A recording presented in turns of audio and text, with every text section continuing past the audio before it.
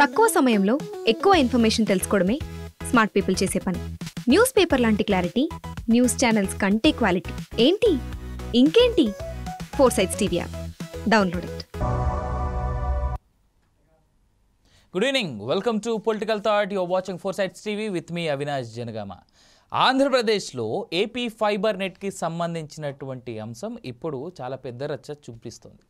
410 ఉద్యోగాలు పోయాయి. ఇంకా 200 మందిని తీసేసేందుకు లైన్ క్లియర్ అయినట్టుగా కూడా తెలుస్తోంది. అయితే ఇంత జరుగుతూ ఉన్నప్పటికీ కూడా ఏపీ ఫైబర్ నెట్కి ఒక సినిమా డైరెక్టర్కి లింకప్ చేస్తూ టీడీపీ నుంచి వస్తున్నటువంటి వాదన, లేదా ఏపీ ఫైబర్ నెట్ ప్రస్తుత చైర్మన్ చేస్తున్నటువంటి వాదన, అఫ్కోర్స్ వాళ్ళ దగ్గర ఆధారాలు ఉన్నట్టుగా కూడా క్లియర్గా చెప్తా ఉన్నారు. వాళ్ళు చెప్తున్నటువంటి మాట చాలా క్లియర్గా వినిపిస్తుంది. 15 రోజుల్లో 1,15,00,000 రూపాయలు రామ్ గోపాల్ వర్మ తిరిగి చెల్లిస్తావా, లేదా అరెస్ట్ అయ్యి లోపలికి వెళ్తావా అనే రేంజ్ వరకు వెళ్ళింది. ఇక్కడ 2 అంశాలు కనిపిస్తూ ఉన్నాయి. రామ్ గోపాల్ వర్మని పవన్ కళ్యాణ్ చంద్రబాబు నాయుడుల పైన చేసినటువంటి కామెంట్స్ దృష్ట్యా అప్పుడు ఆయన్ని అరెస్ట్ చేయలేకపోయారు. కాబట్టి కనీసం ఇప్పుడు ఏపీ ఫైబర్ నెట్ చెల్లింపుల కేసులోనైనా ఆయన్ని లోపలేయాలి అనేటువంటి ఆలోచనలో ప్రస్తుతం ఉన్నటువంటి కూటమి ప్రభుత్వం ఉంది అనేటువంటిది ఇటు వైసీపీ వర్గాల నుంచి వస్తున్నటువంటి వాదన. ఈ రెండిట్లో వాస్తవం ఎంత? అసలు ఏపీ ఫైబర్ నెట్ అంశంలో జరుగుతున్నది ఏంటి తెలుసుకుందాం. ఇదే ఇవాళ మన పొలిటికల్ థాట్లో ఉన్నటువంటి సబ్జెక్ట్. మనతో పాటు జాయిన్ అవుతా ఉన్నారు సయ్యద్ రఫీ గారు, టీడీపీ నేత, అదేవిధంగా బొట్ల రామారావు గారు, వైసీపీ నేత, షేక్ సైదా గారు, కాంగ్రెస్ నేత, మాజీ ఎంపీ సిపిఎం నుంచి గఫూర్ గారు జాయిన్ అవుతా ఉన్నారు. అదేవిధంగా మస్తాన్ రావు గారు కాసేపట్లో జాయిన్ అవుతారు. ముందు గఫూర్ గారి దగ్గర నుంచి మొదలెడదాం. గఫూర్ గారు, ఏపీ ఫైబర్ నెట్కి సంబంధించినటువంటి అంశాన్ని మీరు చాలా క్లియర్గా చూస్తూ ఉన్నారని మేము అనుకుంటా ఉన్నాం. అసలు ఇప్పటి వరకు ఇటు కూటమి ప్రభుత్వం చేస్తున్నటువంటి ఆరోపణలు కావచ్చు, లేదా దీంట్లో జరిగినటువంటి అంశాన్ని ఎట్లా చూడొచ్చు మనం? వినాయక్ గారు, మీకు మిగతా పెద్దలందరికీ నమస్కారం అండి. నమస్తే సార్.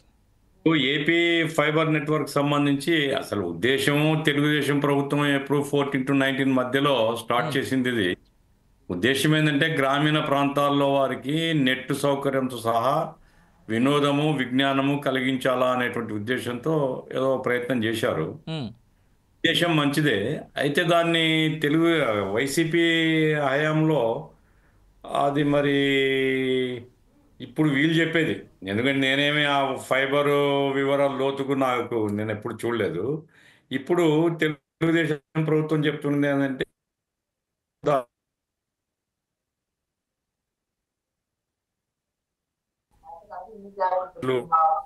వాళ్ళందరూ ఫైబర్ నెట్వర్క్ లో చేర్చి ఇచ్చారని, ఆ రకంగా మిస్యూజ్ చేశారని, ఉండేటువంటి దాన్ని మిస్యూజ్ చేశారు. ఆ రకంగా 900 కోట్ల రూపాయలు ఈరోజు లోటు బడ్జెట్ అంటే అప్పుల్లో ఉంది. అంటే చాలా మందికి డబ్బులు ఇవ్వలేదు వాళ్ళు, ఆ రకంగా లోటులో ఉంది. విపరీతంగా భారం, అంటే ఉద్యోగుల భారం విపరీతం అయిపోయింది. ఉద్యోగులకు డబ్బులని కూడా ఈ ఫైబర్ నెట్ నుంచి ఇవ్వడం వల్ల ఫైబర్ నెట్ అనేటువంటి ఉద్దేశం దెబ్బతిని ఇది ఒక రిహాబిలిటేషన్ సెంటర్ గా మార్చేసినారు దీన్ని. అట్లాగే ఆ వ్యూహం సినిమాకి సంబంధించి, ఇప్పుడు వ్యూహం సినిమా వైసీపీ ప్రయోజనం కోసం వాళ్ళు తీయించిందే. అదేమి రామ్ గోపాల్ వర్మ ఆయనంతగా ఆయన తీసిందేం కాదు, అది డబ్బులు తీయించారు. ఆ డబ్బులు వీళ్ళే పెట్టుకొని ఉండాలా. అట్లా మరి వీళ్ళు పెట్టుకోకుండా ఫైబర్ నెట్వర్క్ అంటే సినిమా చూపించారు కాబట్టి ఆ సినిమా రాయల్టీ కింద 1,15,00,000 ఎంతో చెల్లించారు అని చెప్తూ ఉన్నారు. కాబట్టి ఏమైనప్పటికీ దీని మీద విచారణ చేయడం వరకు కరెక్ట్. ఏదైనా ప్రభుత్వం యొక్క ఒక సంస్థను తమ సొంత ప్రయోజనాలకు దుర్వినియోగం చేయకూడదు. ఎవరు చేసినా, ఇప్పుడు స్కిల్ డెవలప్మెంట్ సెంటర్ మీద కేసు పెట్టినారు కదా, ఆ రోజు ఆ చంద్రబాబు నాయుడు గారు మిస్యూజ్ చేశారు అని. ఇప్పుడు అదంతా వీళ్ళకు కూడా వర్తిస్తుంది కదా. ఎవరు మిస్యూజ్ చేసినా ప్రజాధనాన్ని, ప్రజా సంస్థను, అది తప్పు. కాబట్టి నిజాలు వెలికి రావడం మాత్రం చాలా అవసరము. ఆ రకంగా మరి కేసు పెడతారా, లేకుంటే రాబడతారా, ఏం చేస్తారో అనేటువంటిది అది రాబోయే కాలంలో ఇప్పుడు ఉండేటువంటి ప్రభుత్వం చూడాల్సినటువంటి అవసరం ఉంది. వైసీపీ వైపు నుంచి ఇంతవరకు దానికి ఏం కౌంటర్ నేను చూడలే. కౌంటర్ ఏమైనా ఇచ్చారో నాకు తెలియదు.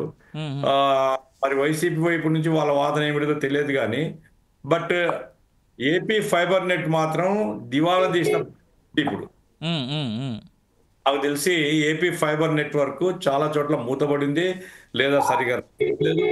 కావడం లేదు. ఛానల్స్ వాళ్ళకి వీళ్ళు బకాయిలు ఉన్నారట. ఆ బకాయి పోతే వాళ్ళు ఛానల్స్ రిలీజ్ చేయరు. అంతే కదా ఆ రకం ఫైబర్ నెట్ అనేటువంటిది ఈ రోజు అది కుప్పకూలినటువంటి పరిస్థితిలో ఉంది. మరి దానికి కారణం వైసీపీ ప్రభుత్వము చేసిన నిర్వాహకం అని జీవిరెడ్డి గారు చెప్తున్నారు. ఏమైనా విచారించాలా? విచారిస్తే కానీ వాస్తవాలు బయటికి రావు. ఆ విచారించడం వరకు కరెక్ట్ అనేది నా అభిప్రాయం. Right sir, I will come back to again. So మనతో పాటు సయ్యద్ రఫీ గారు ఉన్నారు కాబట్టి టీడీపీ నేత. రఫీ గారు, మీరు ఇప్పుడు గఫూర్ గారి స్టేట్మెంట్స్ విన్నాం. అదేవిధంగా ఇంకా వైసీపీ ఈజ్ ఎటు అంటే ప్రాపర్గా వాళ్ళు ఏమి చెప్పినటువంటి మాటలు కూడా నిజంగా కనబడట్లేదు. ఇక్కడ 1260 కోట్లు అప్పు తీసుకుంటే దాంట్లో కాంట్రాక్ట్లకు 900 కోట్ల బిల్లులు ఇంకా పెండింగ్ ఉన్నాయనేటువంటి మాట ఉంది. సో అట్లీస్ట్ మీరైనా రిలీజ్ చేసేందుకు ఆస్కారం ఉందా? అసలు నిజంగానే ఏపీ ఫైబర్ నెట్లో ఏం జరుగుతుంది, ఏం జరిగింది? నమస్కారం అండి. నమస్తే సార్. మీకు అలాగే ప్యానల్ ఉన్నటువంటి మిత్రులు పెద్దలకి అందరికి కూడా శుభ సాయంత్రం. ఇప్పుడు ఫైబర్ నెట్ సంబంధించి వైసీపీ వాళ్ళు ఏం చెప్పలేదంటే ఏం చెప్తారు చెప్పండి. ఇప్పుడు వాట్సాప్లో పంపిస్తే శాంతి అని ఒక ఆమె ఉంది కదా, వైజాగ్ లో మన విజయసాయి రెడ్డి గారి ఆత్మ ఆమె చెల్లెళ్ళు ఇద్దరికి జాబులు ఇచ్చేశారు. జాబులు ఇవ్వటమే కాకుండా ఈ ఫైబర్ నెట్ కి సంబంధించిన కేసు ఫైల్స్ అన్ని కూడా అందులో ఒక చెల్లి తీసుకుని వెళ్ళిపోయిందండి. ఓకే, దాదాపు మా ప్రభుత్వం హయాంలో 10 లక్షల కనెక్షన్లు పెట్టి ప్రతి ఊర్లో చాలా చౌకగా 150 రూపాయలకి ఇంటర్నెట్, టెలిఫోను, టీవీ ఈ 3 అందాల. అది దాదాపు మొత్తం గ్రామీణ ప్రాంతాల్లో, పట్టణ ప్రాంతాల్లో పేదలకి చౌకగా కమ్యూనికేషన్, విజ్ఞానం, వినోదం ఇవ్వాలనే ఉద్దేశంతో మేము ఆ సంస్థని ప్రారంభించాం. అంటే అన్నిట్లో జరిగినట్టు ఇప్పుడు ప్రతి డిపార్ట్మెంట్లో చివరికి అమ్మఒడిలో కూడా వైసీపీ కార్యకర్తల పేర్లు రాసి ప్రతి సంవత్సరం 13,000 రూపాయలు తీసుకున్నట్టు ఆధారాలతో పాటు ఆ సంస్థ చూపించింది. ఇది ఒకటిని కాదు, రెండని కాదు, మొత్తం సంస్థని చెరబట్టి ఈ రకంగా వైసీపీ సోషల్ మీడియాలో పనిచేసే వాళ్ళని, అలాగే ఇళ్లల్లో పనిచేసే వాళ్ళని, ఎమ్మెల్యేల ఇళ్లలో, మంత్రుల ఇళ్లలో పనిచేసే వాళ్ళని, డ్రైవర్లుగా పనిచేస్తున్న వాళ్ళందరినీ కూడా రకరకాల సంస్థలలో పెట్టి ఉద్యోగాలు ఇచ్చి వాళ్ళ నుంచి ఆ సంస్థకి ఎటువంటి ఉపయోగం లేకపోయినా లక్షల కోట్ల జీతాలు రాబట్టడం జరిగింది. మా ప్రభుత్వ హయాంలో 40 లక్షలు జీతాలు ఉండేవి. ఇది 10 లక్షల కనెక్షన్లు ఉండేవి, 40 లక్షల జీతాలు ఉండేవి. వీళ్ళు వచ్చిన తర్వాత 5 లక్షలకి కనెక్షన్లు పడిపోయినాయి. నెలకి 4 కోట్ల జీతాలకి వెళ్ళి మళ్ళీ దాని మీద అప్పులు 1200 కోట్లు. ఆ 1200 కోట్ల అప్పులు తెచ్చి ఏం చేశారో తెలియదు. సంస్థకు తెచ్చినటువంటి ఆ పేరు మీద తెచ్చినటువంటి అప్పులు అందరూ కలిసి భోంచేసేసి హ్యాపీగా ప్రభుత్వ సొమ్ముని వాడేసుకుని తినేశారు. ఇప్పుడు ఒక్కొక్కళ్ళని అసలు ఆ ఉద్యోగాలు 60,000, 70,000, 80,000 కూడా ఉన్నాయి. సెలక్షన్ ఏం లేదు, నోటిఫికేషన్ లేదు, దానికి ఏం ఎంట్రన్స్ ఎగ్జామ్స్ లేవు. వాట్సాప్లో పంపిస్తారంట. అక్కడ ఉండే మసూదన్ రెడ్డి ఎండి, ఇంకో రెడ్డి గారు చైర్మన్ ఉండేవాడు, గౌతమ్ రెడ్డి గారు. ఇక అపాయింట్మెంట్ ఇవ్వటం, రోల్స్ లో రాసేయటం డైరెక్ట్ గా. ప్రతి నెల వాళ్ళ అకౌంట్కి డబ్బులు వెళ్ళిపోవడం. దాదాపు 1100 మందిని పెట్టి ఆ సంస్థ ద్వారా ప్రజాధనాన్ని భోంచేస్తారు. ఇప్పుడు రామ్ గోపాల్ వర్మ ఒక సినిమా తీస్తాడు వ్యూహం అని. అది థియేటర్లో అసలు ఆళ్ళ ఎవరు కూడా అటువైపు వెళ్ళి చూడటానికి ఉచితంగా చూపిస్తామన్నా ఎవరు వెళ్ళ. ఈ ఫైబర్ నెట్లో చూపిస్తే ఇన్ని లక్షల మంది చూస్తే ఇంత డబ్బు, ఇన్ని లక్షల మంది చూస్తే ఇంత డబ్బు పే చేయాలంటే ఒక అగ్రిమెంట్ ఉంది. గతంలో కూడా కొన్ని సినిమాలు దాంట్లో వేశారు. ఈయనకి ఇచ్చినటువంటి పేమెంట్ 2 కోట్ల చిల్లర ఇవ్వాల్సి ఉంటే 1,15,00,000 చెల్లించారు. అంటే దాదాపు ఒక యూకి 1100 కోట్లు 1100 వేల రూపాయలు చెల్లించేశారు. 11,000 అండి 1100? 1100. ఓకే. 1100.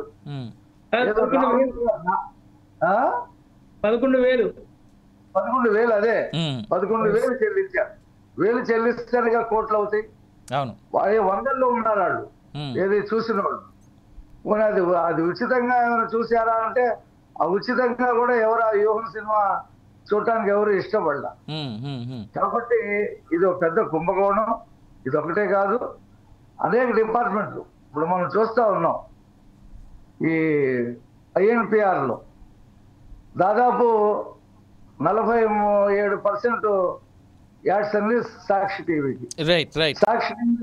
సాక్షి టీవీలో పనిచేస్తున్నటువంటి వాళ్ళకి సమాచార శాఖలో ఉద్యోగాలు. ఒక సంస్థని కాదు, ఫైబర్ నెట్ అని కాదు, అన్నింటినీ చెరపట్టారు. అన్ని శాఖల్లో తన మనుషులు పెట్టుకొని వాళ్ళు హ్యాపీగా ఫోన్ చేయడానికి చక్కగా వాడుకొని right. I'll come back to Syed Rafi గారు. మళ్ళీ నేను మీతో ఒక మాట ఏంటంటే, ఇప్పుడు రామ్ గోపాల్ వర్మ నోటీస్ పంపిస్తానని ఏమంటాడంటే, నాకు ఇంకా ₹1,00,00,000 రావాలి, ₹1,00,00,000 కోసం నేను ఎదురు చూస్తున్నాను అంటున్నాడు. అంటే ఏదో కోడి ఇల్లు ఎక్కి కూర్చున్నట్టుగా ఉంది వీళ్ళ వ్యవహారం. ప్రభుత్వ జన డబ్బులు అంటే. కాబట్టి ఇదంతా కూడా విచారణ చేయాలా. ఈ దుర్వినియోగం చేసిన వాళ్ళకి, ప్రజాధనాన్ని దుర్వినియోగం చేసిన వాళ్ళందరినీ కూడా శిక్షించాలి. ఆ పనిలో భాగంగానే ఈ అపాయింట్మెంట్ ఆర్డర్స్ లేని వాళ్ళందరినీ కూడా ఉద్యోగాల నుండి తీసేయడానికి రఫీ గారు మళ్ళీ మాట్లాడిస్తా మీతో.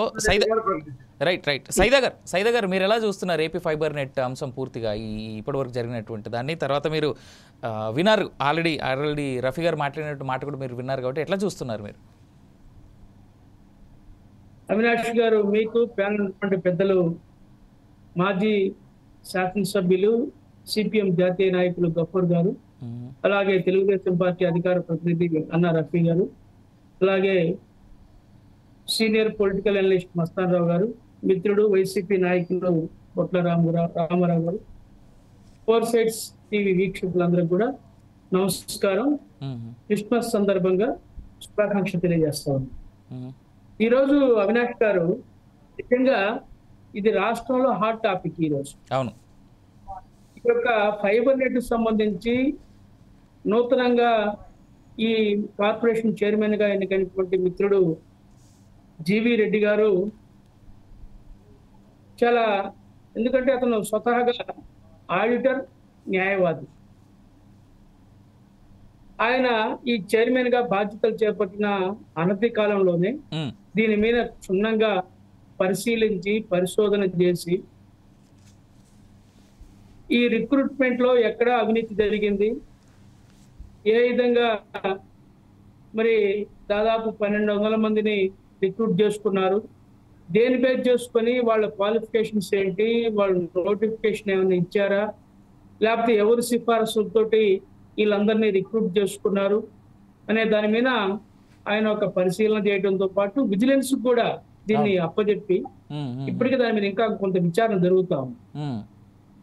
దీని మీద ఆయన విజిలెన్స్ అప్పచెప్పడంతో పాటు వ్యక్తిగతంగా కూడా ఆయన కొంత దీని మీద ఇన్వెస్టిగేషన్ చేసిన తర్వాత ప్రైమరీగా 410 మందిని తీశారు, ఉద్యోగాల నుంచి తొలగించడం.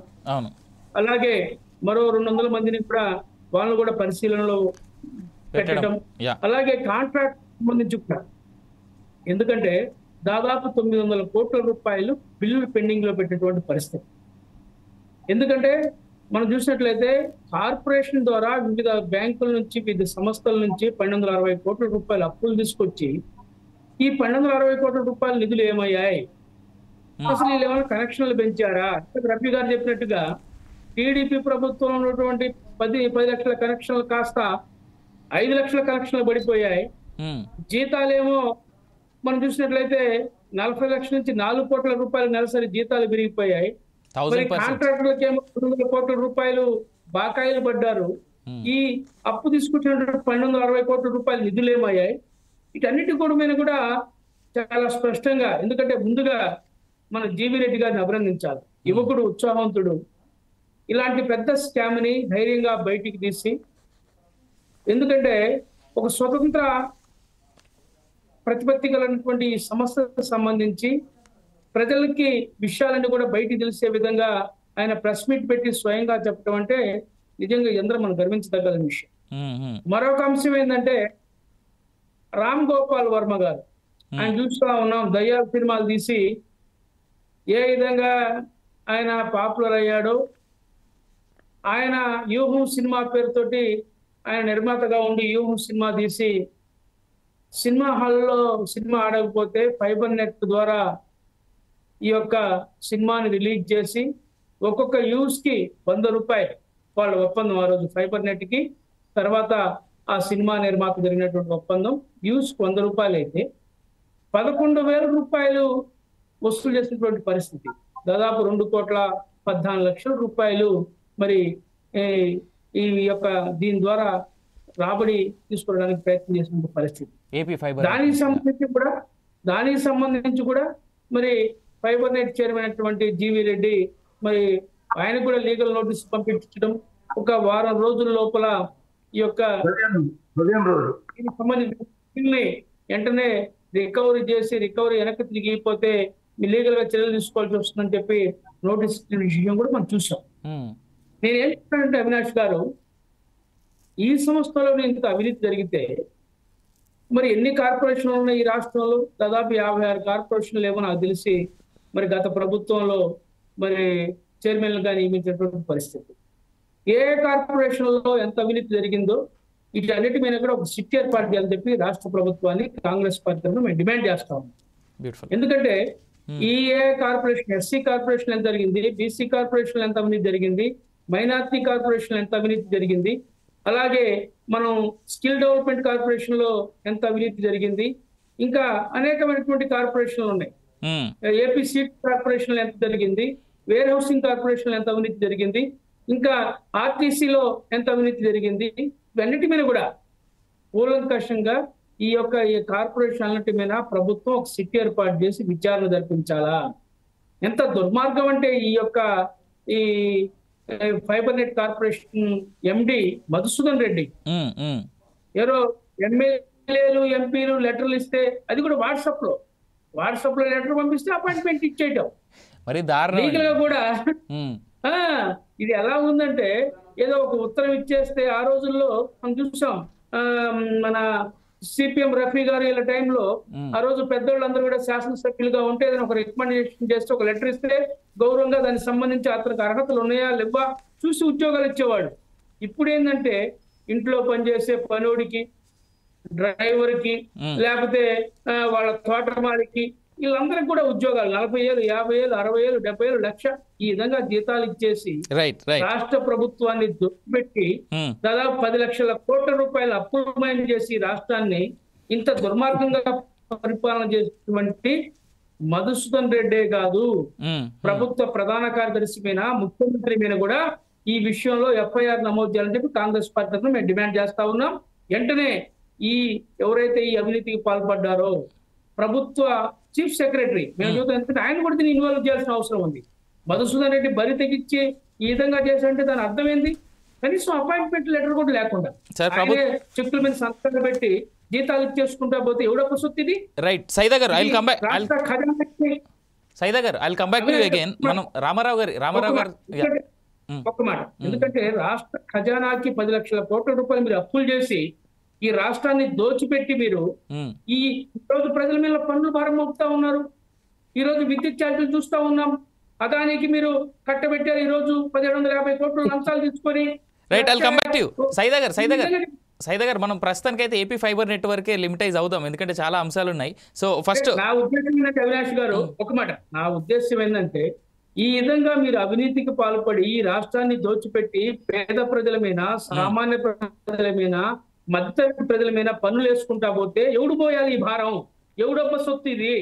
దీనికి మీరు బాధ్యత వహించరా అని మేము కాంగ్రెస్ పార్టీ తరఫున మేము డిమాండ్ చేస్తా ఉన్నాం, అడుగుతా ఉన్నాం. చూద్దాం మరి మీ ప్రశ్నలకి సమాధానం రామారావు గారు ఏ విధంగా చెప్తారనేటువంటిది. రామారావు గారు మీ స్పందన ఏంటి? మీరు అన్ని పార్టీల నేతల దగ్గర నుంచి మీరు మాట్లాడినారు, మీరు చెప్పిన తర్వాత అప్పుడు మస్తాన్ రావు గారి దగ్గరికి వెళ్దాం. రామారావు గారు.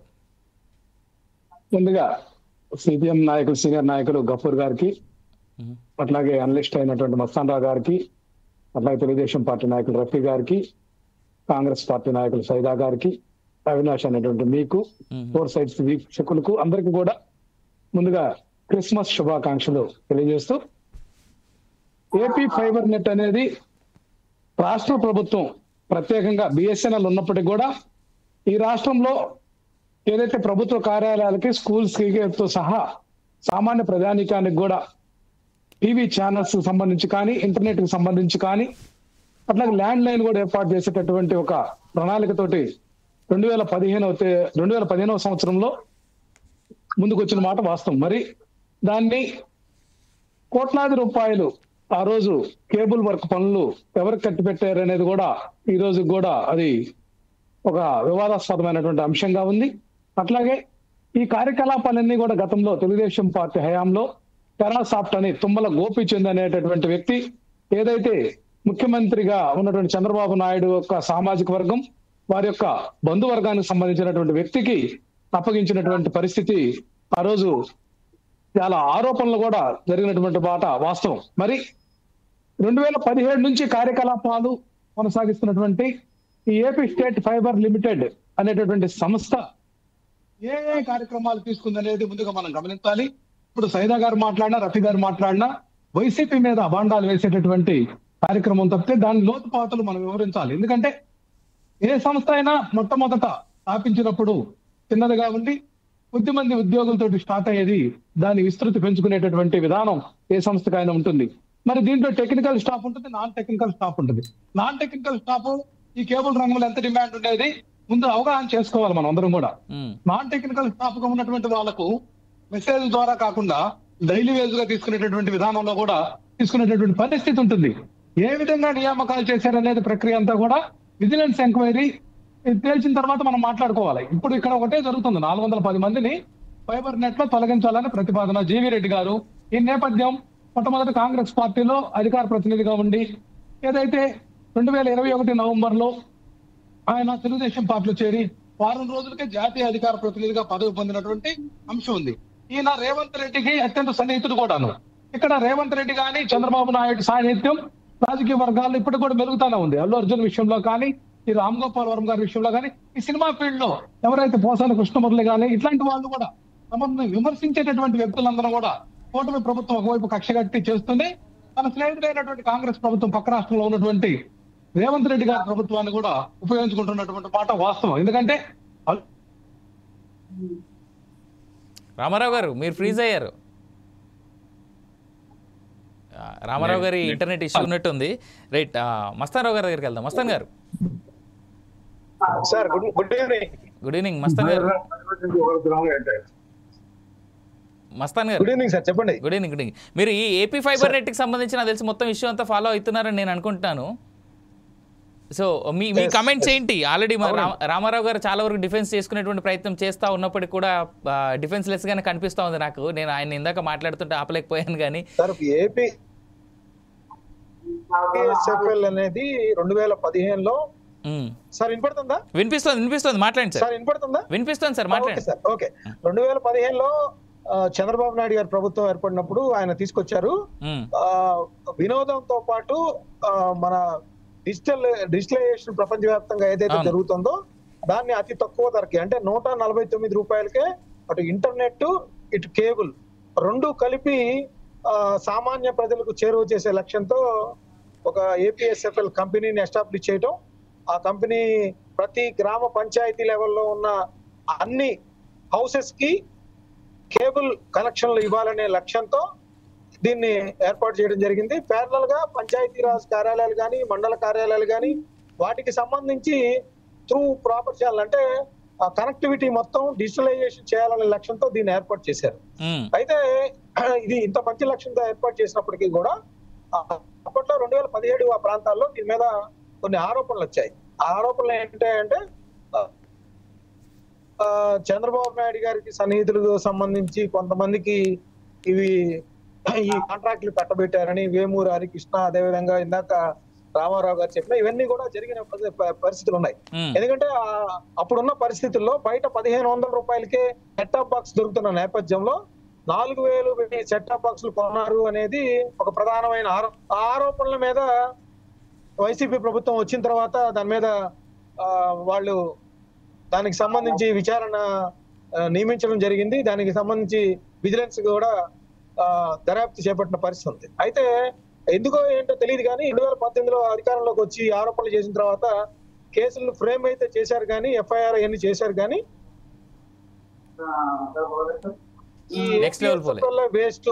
దీనివల్ల కొన్ని వందల కోట్ల రూపాయలు ఆంధ్రప్రదేశ్ ప్రభుత్వానికి నష్టం చేకూర్చే ప్రాజెక్ట్ ఇది మనకు అవసరం లేదని చెప్పిన జగన్మోహన్ రెడ్డి గారు కూడా ఎందుకో ఏమో తెలియదు కానీ కంటిన్యూ చేసిన పరిస్థితి మనకు కనిపిస్తా ఉంది. అయితే ఇక్కడ విచిత్రంగా ఇందాక మన సైదా గారు చెప్పినట్టుగా రాష్ట్రంలో దాదాపు 1-2 కోట్ల దాకా కుటుంబాలు ఉన్నాయండి. మామూలుగా చూసినట్టే మనకి బీపీఎల్ ఫ్యామిలీసే 1,60,00,000 ఉన్నాయి. మనకి పెన్షన్స్ కానీ రేషన్ కార్డ్స్ కానీ చూసినప్పటికీ కూడా. సో హౌస్ హోల్డ్స్ వచ్చేసరికి దాదాపు 2 కోట్ల పైబడి ఉన్నాయి. సో ఆ 2 కోట్ల టార్గెట్ గా కనెక్షన్లు ప్రతి ఇంటికి ఒకటి ఉండొచ్చు. డబుల్ బెడ్రూమ్, ట్రిపుల్ బెడ్రూమ్ లో ఇప్పుడు 3 కనెక్షన్స్ కూడా ఉన్నాయి. అయితే ఇప్పుడు మనం చెప్పినట్లయితే వేరే వేరే డిజిటలైజేషన్ కి వెళ్తా ఉన్నారు.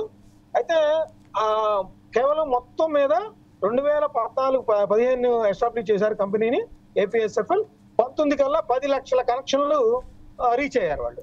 ఆ 10 లక్షల కనెక్షన్లకు సంబంధించి దాదాపు 1 నిమిషం సార్ లెట్ మీ కంప్లీట్ వచ్చారు. అయితే ఇప్పుడు విచిత్రంగా ఏందో తెలియదు కానీ 2019 నుంచి 24 మధ్య ఆ 10 లక్షల కనెక్షన్లు కాస్త 5 లక్షలకి చేరుకున్నాయి. కానీ ఉద్యోగుల సంఖ్య మాత్రం 200-300 నుంచి 1300కి చేరుకుంది. అంటే ఇది రాజకీయ పునరావాస కేంద్రం. ఒక కంపెనీ పెట్టినప్పుడు లాభాలు వస్తా ఉంటే ఉద్యోగస్తుల్ని పెంచుకుంటూ పోతారు. ఆ ఉద్యోగస్తులకి బోనస్ ఇస్తారు, లేదంటే వాళ్ళకి జీతాలు పెంచుతారు. ఇక్కడ నష్టాలు ఊబిలోకి వెళ్తున్న ఈ ఏపీఎస్ఎఫ్ఎల్ కి 1300 మందిని ఎందుకు నియమించారో అర్థం కాదు. ఇంకొకటి, ఇప్పుడు జగన్మోహన్ రెడ్డి గారు ప్రభుత్వం వచ్చిన తర్వాత కాంట్రాక్ట్ గానీ అవుట్ సోర్సింగ్ గానీ పెట్టి దాని ద్వారానే త్రూ ప్రాపర్ ఈ ఉద్యోగాలన్నింటినీ భర్తీ చేయడం ప్రారంభించారు. మరి అట్లాంటి నోటిఫికేషన్లు కానీ వాటికి సంబంధించిన రిజర్వేషన్లు కానీ ఏమీ లేకుండా నోటి మాట ద్వారా, వాట్సాప్ ద్వారా, ఫోన్ కాల్స్ ద్వారా ఉద్యోగాలు ఇవ్వడం అనేది ఇది ప్రజల సొమ్ముని దుర్వినియోగం చేయడం అనేది నేను ఖచ్చితంగా చెప్తాను. ఎందుకంటే మరి ఆ విధమైన ఎందుకు చేశారనేది పాయింట్. ఇక్కడ ఉద్యోగాలు తొలగింపు అనేది కాదు. అసలు 1300 కోట్ల రూపాయల అప్పులు తెచ్చారు. ఇప్పుడు 900 కోట్ల రూపాయలేమో కాంట్రాక్టర్లకి బిల్స్ పెండింగ్ ఉన్నట్టుగా ఉంది. మస్తాన్ గారు నాకు తెలిసి ఇలా ఎందుకు చేస్తున్నారు, ఈ విధంగా ఎందుకు చేస్తున్నారు, స్కామ్ అనేది. రైట్ మస్తాన్ గారు, I'll come back to again. మీ సిగ్నల్స్ లో కూడా చిన్న ఇష్యూ ఉన్నట్టుంది. Right, I'll come back to again. Gafoor గారు మీరు క్లియర్ గా వింటా ఉన్నారు అన్ని పార్టీల నాయకుల. సార్ రఫీ గారు ఐల్ కమ్ బ్యాక్ టు ఒకసారి గఫూర్ గారితో మాట్లాడదాం. గఫూర్ కార్ జర్నీలో ఉంటే సిగ్నల్ రాదు. అవునవును రైట్ యా గఫూర్ గారు మీరు ఆల్రెడీ వింటానే ఉన్నారు. అన్ని పార్టీల నాయకుల స్టేట్మెంట్స్ విన్నారు. అలాగే మస్తాన్ గారు కూడా చాలా క్లియర్గా చెప్తా ఉన్నారు. 200 మంది ఎంప్లాయీస్ స్టార్ట్ అయినటువంటి సంస్థ వైసీపీ హయాంలో 1300 ఎంప్లాయీస్కి వెళ్ళింది. అదేవిధంగా రామారావు గారు కాస్త డిఫెన్స్ చేసుకోవడానికి చాలా గట్టిగా ట్రై చేశారు. బట్ అక్కడ కనిపించట్లేదు డిఫెన్స్ ఆడడానికి కూడా ఏ రకమైనటువంటి స్కోప్ లేదు. సో మీరేమంటారు? ఇప్పుడు ఒకటి వినాయక్ గారు, ఇప్పుడు ప్రభుత్వ సంస్థలో ప్రజల డబ్బు ఇన్వాల్వ్ అయి ఉంది. ఇప్పుడు ఇక్కడ జగన్మోహన్ రెడ్డి గారు ఒక సంస్థ పెట్టి ఆయన ఫైబర్ నెట్వర్క్ పెట్టుకుని ఆయన ఎంతమందిని పెట్టుకుంటాడు, ఎవరు జీతాలు వేసుకుంటాడు, ఎవరికేం సంబంధం లేదు. ఇది అట్లాంటి ప్రైవేట్ సంస్థ కాదు, ఇది ప్రజాధనంతో నిర్మించినటువంటి సంస్థ. కాబట్టి ప్రజాధనంతో నిర్మించినటువంటి సంస్థను కాపాడడం ప్రభుత్వం యొక్క కర్తవ్యం. ఇప్పుడు చంద్రబాబు నాయుడు గారు ఆ రోజుల్లో చౌదరి గారికి ఎవరికో నెట్వర్క్ లాగడానికి, వైర్ లాగడానికి దానికి విపరీతంగా రేట్లు ఇచ్చారని ఆరోపణ గతంలో ఉండింది. మీరు 5 సంవత్సరాలు అధికారంలో ఉన్నారు కదా, 5 సంవత్సరాలు అధికారంలో ఉన్నప్పుడు దాన్ని నిగ్గు తేల్చి ఉండొచ్చు కదా, నిజంగా ఏమైనా దుర్వినియోగం జరిగిందా ఏమిటి అనేటువంటిది. ఎప్పుడైతే మీరు 5 సంవత్సరాలు ఉన్నా కూడా ఏం చేయలేదంటే దాంట్లో సారం లేదు ఆరోపణలో అనేది అర్థమవుతుంది. ఇప్పుడేమిటి ఆరోపణ? ఇప్పుడు ఒకవైపు ఏమో కనెక్షన్లు తగ్గిపోతుంది. అవును, కనెక్షన్లు తగ్గిపోతున్నప్పుడు స్టాఫ్ విపరీతంగా పెరిగారు. స్టాఫ్ పెద్ద పని ఉండదండి. ఎందుకంటే ఆపరేటర్స్ కింద ఆపరేటర్స్ ఇస్తారు. ఆపరేటర్ వాళ్ళ కిందంతా నెట్వర్క్ ఎక్స్పాండ్ చేసుకోవడం కానీ, ఇంటింటికి కలెక్షన్లు చేయడం కానీ, డబ్బులు కట్టడం అంతా వాళ్ళే చేస్తారు. స్టాఫ్ పెద్ద పని లేదు. స్టాఫ్ జస్ట్ ఇక్కడ మానిటర్ చేసేటువంటి వాళ్ళు తప్ప దాని పెద్ద స్టాఫ్ అవసరం లేదు. మరి స్టాఫ్ అవసరం లేని చోట 1300కి ఎందుకు పెరిగినారు అనేది అది ఒక బ్రహ్మ పదార్థం లాగుంది. రామారావు గారు ఏం చెప్తారంటే ఎక్స్పాండ్ అవుతుంది కాబట్టి పెంచుకుంటూ పోయినారు. అసలు ఎక్స్పాండ్ అవుతుంటే 10 లక్షల నుంచి 50 లక్షల కనెక్షన్లకు పెరిగి ఉండాల. 2 కోట్ల కుటుంబాలు ఉన్నాయన్నప్పుడు తక్కువ రేటుకి ఇస్తున్నప్పుడు మరి పోయి ఉండాలి. అది పోలేదు. 10 లక్షలు 5 లక్షలకు వచ్చిందని జీవి రెడ్డి చెప్తున్నాడు. ఎందుకంటే లెక్కలు ఆయన చెప్పిన దాన్ని బట్టే మేము లెక్కలు చెప్తుంటాం. అంతే కదా సార్. 10 లక్షలు 5 లక్షలకు తగ్గింది. 10 లక్షల నుంచి 5 లక్షలకు తగ్గడం ఒకవైపు చూస్తున్నాం. రెండో వైపు మరి 100-150 మంది నుంచి 1300కి పెరగడం అనేది చూస్తున్నాం. ఈ కాంట్రాక్ట్ చూస్తే మాత్రం ఇది ఖచ్చితంగా ఒక లిబరల్ దాంతో అపాయింట్మెంట్ చేస్తున్నాం. అపాయింట్మెంట్ ఆర్డర్స్ కూడా లేవని. ఇప్పుడు అంతేకాదు, గుర్తు చేశారు ఎవరు, మన సోదరుడు ఎవరు గుర్తు చేశారు, ఆమె మహాతల్లి ఎండోమెంట్స్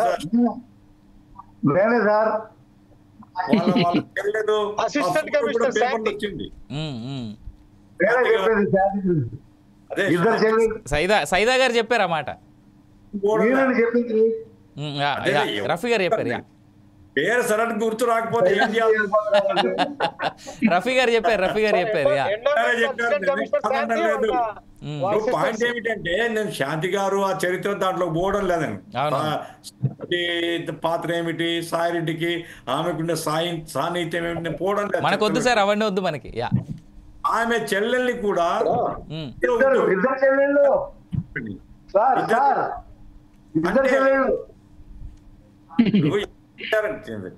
చూశాను, పేపర్లో చూశాను నేను కూడా. నేను చెప్పేది ఏమిటంటే బాధ్యతాయుతంగా మాత్రం లేరు. అంతవరకు నాకు ఖచ్చితంగా చెప్తా. దీంట్లో డబ్బులు ఎంత తిన్నారు, ఎవరు తిన్నారు, ఏమిటి నాకు చెప్పలేను. కానీ బాధ్యతాయుతంగా మాత్రం నిర్వహణ జరగలేదు. బాధ్యత రహితంగా ప్రజాధనం కొల్లగొట్టబడింది. 1260 కోట్ల రూపాయలు లాస్ వచ్చింది. ఇప్పుడు 900 కోట్ల రూపాయలు బకాయిలు ఉన్నాయి. తలభారం మించిపోయినటువంటి పద్ధతిలో అది నడపబడింది. ఇప్పుడు కొంతమంది తీసేస్తున్నామని చెప్తున్నారు. తీసేసేటువంటి వాళ్ళు మరి అపాయింట్మెంట్ల ఆర్డర్స్ లేకపోతే ఎవరికేమి దాన్ని మనమేమి సమర్థించలేము. ఎందుకంటే ఏదైనా ఒక సంస్థలో తీసుకోవాలన్నప్పుడు అవసరము ఉండాలా, దానికి అర్హతలు ఉండాలా, ఏదో రకమైనటువంటి ఒక స్క్రీనింగ్ ఉండాలా. ఏమి కాకుండా అధికార పార్టీ ఎవరుంటే వాళ్ళు నింపుకుంటూ పోవడానికి పునరావాస కేంద్రం కాదు కదా ఇది. కాబట్టి ఏమైనప్పటికీ దీని మీద తరోగా ఎంక్వైరీ జరగాలని చెప్తున్నాం. కేవలం రాజకీయ పరమైనటువంటి ఆరోపణలు అయితే మేము సమర్థించాం. అయితే విచారణ తేలేది కాబట్టి ఖచ్చితంగా విచారణ సిఐడి చేయాలి, వర్మ పాత్రతో సహా. ఎందుకంటే రామ్ గోపాల్ వర్మ అనేటువంటి వ్యక్తి అన్ని వివాదాల్లో ఉంటున్నాడండి. అది ఏం చిత్రమో అర్థం కాదు. ఇష్టం వచ్చినటువంటి ట్వీట్స్ పెడుతుంటాడు. ఇటువంటి వ్యక్తుల్ని అదుపు చేయాలంటే ఇదేదో బయటికి రావాలి. 1,15 లక్షలు ఎంతో ఆయన డబ్బులు తీసుకున్నాడని మరి ఇవన్నీ కూడా రావాలంటే తరోగా విచారణ జరిపి ప్రజల ముందు అన్ని వివరాలు పెట్టాలి. తప్పు ఎవరు చేసినా శిక్ష ఉండాలి. అందులో చాలా దాంట్లో అంశం అండి. రైట్ రఫీ గారు, రామారావు గారు మాట్లాడినారు కదా, మీరేం చెప్తారు? ఆయన చాలా పెద్ద ఎత్తున డిఫెన్స్ చేసే ప్రయత్నం అయితే చేస్తూ ఉన్నాడు. లిటరల్గా జీవి రెడ్డి మిగిలిన అంశాలన్నీ క్లియర్గా బయట పెడతా ఉన్నప్పటికీ కూడాను వైసీపీ నేత చాలా క్లియర్గా డిఫెన్స్ చేసుకునే ప్రయత్నం చేస్తూ ఉన్నారు. ఇన్ఫాక్ట్ ఇక్కడ ఇంకో విషయం మనం మెన్షన్ చేసుకోవాలి. జీవి రెడ్డి గారు is an advocate. He himself is an advocate. అదే కాకుండా ఇటు Telangana high court, Andhra high court, in fact తనకి సుప్రీంకోర్టు వరకు కూడా తను చాలా పెద్ద ఎత్తున మంచి కేసులు డీల్ చేసినటువంటి ఎక్స్పీరియన్స్ ఉంది ఆయనకి, జీవి రెడ్డికి సంబంధించి. ఇప్పుడు జీవి రెడ్డి లాయరా, ఆడిటరా అయితేనే ఆ విషయాలు బయటకు వస్తాయని కాదు. ఆయన చైర్మన్ అయ్యాడు. చైర్మన్ ప్లేస్ లో సైదా ఉన్నా సరే తీస్తాడు, రామారావు గారు ఉన్నా సరే తీస్తాడు. దానికి ఆడిటరు, లాయరు, చైర్మన్ అవుతుందా? అక్కడ ఉంటారు ఆ నిపుణులు, నిష్ణాతులు ఉంటారు. అయితే రామారావు గారు ఒకటి అడగమంటే ఆయన ఇంకోటి చెప్తున్నాడు.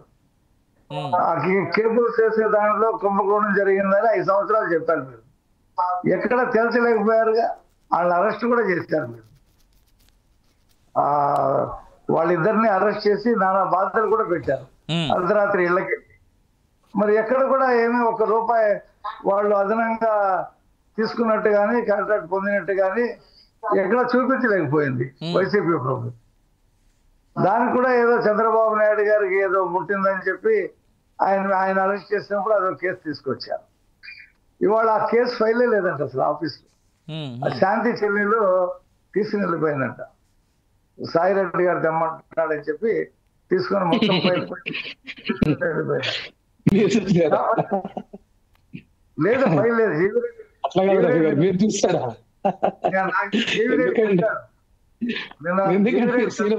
మాట్లాడతారు. నాకు మా రైతు అధ్యక్షుడు రైతు మిషన్ ప్రమాణ స్వీకారానికి మేమంతా వెళ్ళాం తాడేపల్లి. అక్కడ టీవీ రెడ్డి వచ్చాడు. మేమందరం కలిసి భోజనం చేసాం. అతను ప్రెస్ మీట్ పెట్టే ముందు మాకు ఈ విషయాలు చెప్పాడు. కాబట్టి జీవీ రెడ్డికి ఏం తెలుసు, సాయిరెడ్డి చెల్లెలు తెలుసా, స్టాఫ్ చెప్తేనే తెలుస్తుంది. ఇప్పుడు ఆ ఫైల్ గురించి అడిగాను. అడిగితే ఆమె ఏమంటారండి, సాయిరెడ్డి గారు అడుగుతున్నారని మొత్తం ఆఫీస్ అంతా వాళ్లేగా 13 మంది స్టాఫ్ కూర్చొని వాళ్ళు మొత్తం ఆఫీస్ ని అది ఒక వైసీపీ ఆఫీస్ కింద మార్చేశారు. కాబట్టి వాళ్ళ ఎంక్వైరీ చేయాలన్నా అక్కడ ఫైల్స్ లేవు. అని మొత్తం రాష్ట్రంలో ఇది ఒక్కటనే కాదు, ఏం మాట్లాడినా సరే ఇప్పుడు మనం చూస్తా ఉన్నాం. 4008 బస్తాలు రైసు గల్లంత అయిపోయి ఎక్కడ మచిలీపట్నంలో. ఆయన 1,75,00,000 కట్టేశాను, నన్ను వదిలేయను అంటాడు. ఫోన్ చేసేది మాత్రం ఎన్ని సంవత్సరాల నుంచి ఫోన్ చేశారో. సరే అది డిఫరెంట్ టాపిక్, ఇది డిఫరెంట్ టాపిక్ కదా. ప్రతి దాంట్లోనే రామారావు నవ్వుతుంటే చెప్తున్నా, ప్రతి దాంట్లో భోజనమే. చెప్పారు కదా, మీరు అసలు భోజనం చేయరండి.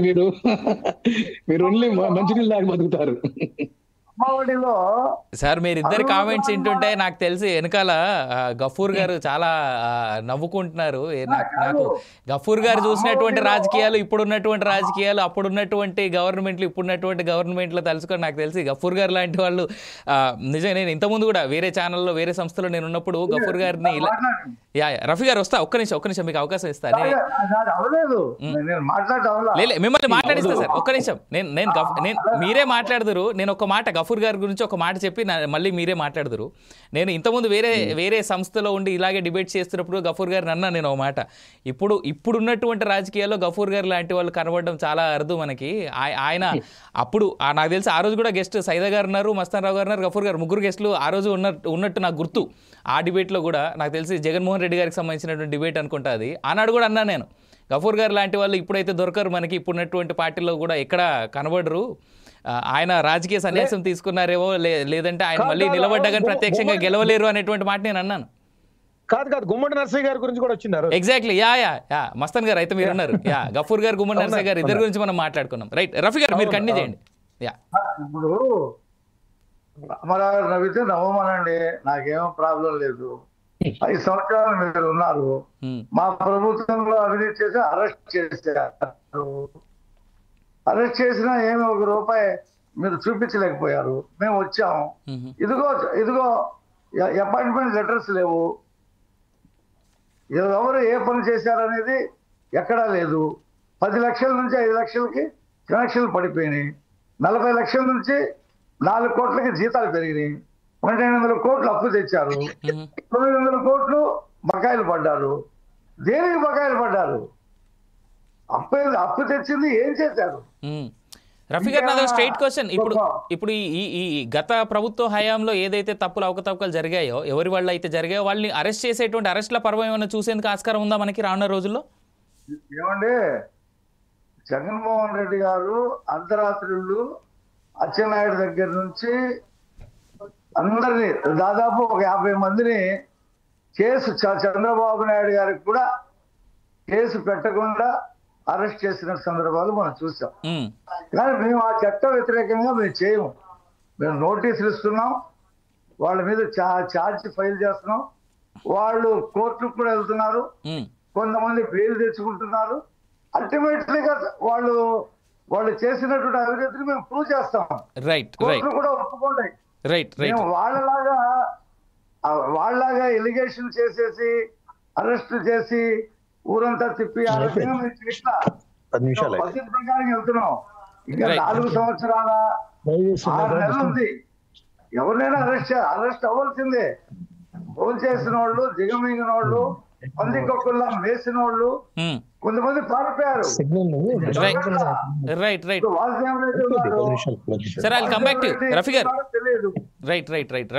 మేము వాళ్ళ చేయము, పద్ధతి ప్రకారం చేస్తాం. కొంచెం ఆలస్యం అవుతుంది, చట్ట ప్రకారం రామారావు గారు ఆలస్యం అవుతుంది. ఇంకా రామారావు నవ్వుతున్నాడు. ప్రెస్ మీటింగ్ ముందు నేను, జీవి రెడ్డి, ఇంకా 2-3 మేము కూర్చొని మాట్లాడుకున్నాం అందులో జరుగుతున్నాయి ఏంటది. రైట్ రామారావు గారు స్పందన విందాం సార్. రఫీ గారు, రామారావు మీరు చేసినటువంటి అలిగేషన్స్ పైన రామారావు గారు స్పందన విందాం. రామారావు గారు, మీరు ఆల్రెడీ విన్నారు, రఫీ గారి మాటలు విన్నారు కాబట్టి రామారావు గారు మీరేం చెప్తారు? ఇక్కడ సీనియర్ నాయకులు గఫూర్ గారు ఉన్నారు, వారికి ఒక విషయం వినిపిస్తున్నానండి. ఇక్కడ కమ్యూనికేషన్ రంగం, ఎలక్ట్రానిక్స్ రంగంలో పోటీ ప్రపంచం వచ్చేసింది. పోటీ ప్రపంచంలో బిఎస్ఎన్ఎల్ కూడా ఈరోజు భారత ప్రభుత్వ సంస్థగా ఉన్నటువంటి బిఎస్ఎన్ఎల్ కూడా ఎన్నో ఒడిదుడుకులు ఎదుర్కొన్నది. మరి అదే విధంగా జియో ఫైబర్ నెట్, మరి ఎయిర్టెల్ ఫైబర్ నెట్, ఇట్లాగే చాలా యాక్ట్ అని రకరకాల ఫైబర్ నెట్ కంపెనీలు పోటాపోటీకి వచ్చేసాయి. మరి దాన్ని కూడా మనం పరిగణలోకి తీసుకోవాలా కనెక్షన్లు తగ్గిన అంశంలో. అట్లాగే వ్యాపారము, ఇక్కడ కనెక్షన్లు కాదు చూడాల్సింది. ఏపీ ఫైబర్ నెట్ 2015 స్థాపించి 2017 నుంచి వస్తున్నాం. తర్వాత జీతాలు ఎందుకు ఇచ్చారు? లక్షల్లో జీతాలు. మీరు ఇట్లా మధ్యలో ఇన్వాల్వ్ అయితే సమంజసం కాదు. వినండి, మీకు మళ్ళీ అవకాశం ఇస్తారు కదా. ఈ అంశంలో చూస్తే, మనం ఫైబర్ నెట్ అంశంలో చూస్తే, ఇప్పుడు జీవి రెడ్డి గారు చైర్మన్ గా వచ్చిన తర్వాత విజిలెన్స్ విచారణ చేపట్టాలని చెప్పి ప్రతిపాదన చేసి చేస్తా ఉన్నారు. దీనికి నేను ఒకటే చెప్తున్నానండి. ఇప్పుడు విచారణ పరిధి 2019 నుంచి 2024 వైసీపీ గవర్నమెంట్ ఉన్న పరిధిలోనే చేయాలని ఏ చట్టం చెప్తుందండి? మీకు 2015లో ఫైబర్ నెట్ యొక్క కంపెనీ స్థాపన దగ్గర నుంచి ఏమేమి జరిగింది విచారణ చేయండి. అట్లాగే 2015 రామారావు గారు ఫైబర్ నెట్ కు సంబంధించినటువంటి సంస్థ గారు అదే చెప్పారు. లాస్ట్ 5 years లో ఎందుకు చేయలేకపోయారు అంటే ఇప్పుడు అవును, మీ సత్యాలతో నిరూపించుకోమంటున్నా. మీరు సత్యలు కదా, తెలుగుదేశం పార్టీ 5 సంవత్సరాలు ఉంటే మీరేమి చేయలేకపోయారు, అవినీతి వేరేదేం ప్రూవ్ చేశారు మీరు. అంటే మీ ప్రభుత్వంలో విషయాలు మాత్రం విజిలెన్స్ ఎంక్వైరీలో పెట్టము, కేవలం అంటున్నా. మీరు ఎందుకు పెట్టలేదు? మేము పెట్టేది ఏంటండి? మేము పెట్టుకునేది మేము పెట్టుకుంటాం. మీరు సత్యంలో నిరూపించుకోవడానికి ఇందులో తప్పే ఉందండి. ఇక్కడే మీకు మాకు డివిషన్ ఏంటంటే, రఫీ గారు రామారావు గారిని మాట్లాడిద్దాం ఒకసారి, ఆయన కంప్లీట్ చేయనిద్దాం, దాని తర్వాత మళ్ళీ మనం మాట్లాడదాం. చర్యలకు పూనుకుంటారనే దానికి మీ వాదనే నిదర్శనం అండి. రామ్ గోపాల్ వర్మ అతను అడిగినటువంటి ప్రశ్నలకు మీ ప్రభుత్వంగా, మీ యొక్క నాయకుడు కానీ సమాధానం చెప్పే పరిస్థితి లేదు. ఈ రోజు ఆయన అడిగినటువంటి ప్రశ్నలకు సమాధానం లేనటువంటి పరిస్థితి ఉంది. అంటే అట్లాగే పోసాన కృష్ణమురళి గారి మీద కానీ, అట్లాగే చూస్తా ఉన్నాం మన విజయపాలెం మీద కానీ కేసులు పెట్టేటటువంటి పరంపర, సోషల్ మీడియా యాక్టివిస్టుల మీద మీరు పెట్టేటువంటి కేసులు. అట్లాగే ఈ రాష్ట్రంలో అనేక మంది ఏదైతే కాంట్రాక్ట్ బేసిక్ కానీ, లేకపోతే టెంపరీగా ఉండేటటువంటి ఉద్యోగులను లేకపోతే సంస్థలను అన్నింటిని కూడా వశం చేసుకోవాలని చెప్పి రేషన్ షాప్ డీలర్ల దగ్గర నుంచి, ఎన్ఆర్ఎస్ ఫీల్డ్ అసిస్టెంట్ల దగ్గర నుంచి, ఏదైతే గ్రామంలో గ్రామైక్య సంఘాల అసిస్టెంట్ల దగ్గర నుంచి అందరినీ మార్చాలని మేము చేస్తున్నటువంటి ప్రయత్నంలో భాగమే ఈ రోజు 410 మంది తప్పితే, ఈ 410 టెక్నికల్ స్టాఫ్ ఎంతమంది, నాన్ టెక్నికల్ స్టాఫ్ ఎంతమంది, వీళ్ళ జీతభత్యాలు ఎంత అనేది ఈ రోజుకి జీవి రెడ్డి గారు చెప్పలేకపోయారు కదా.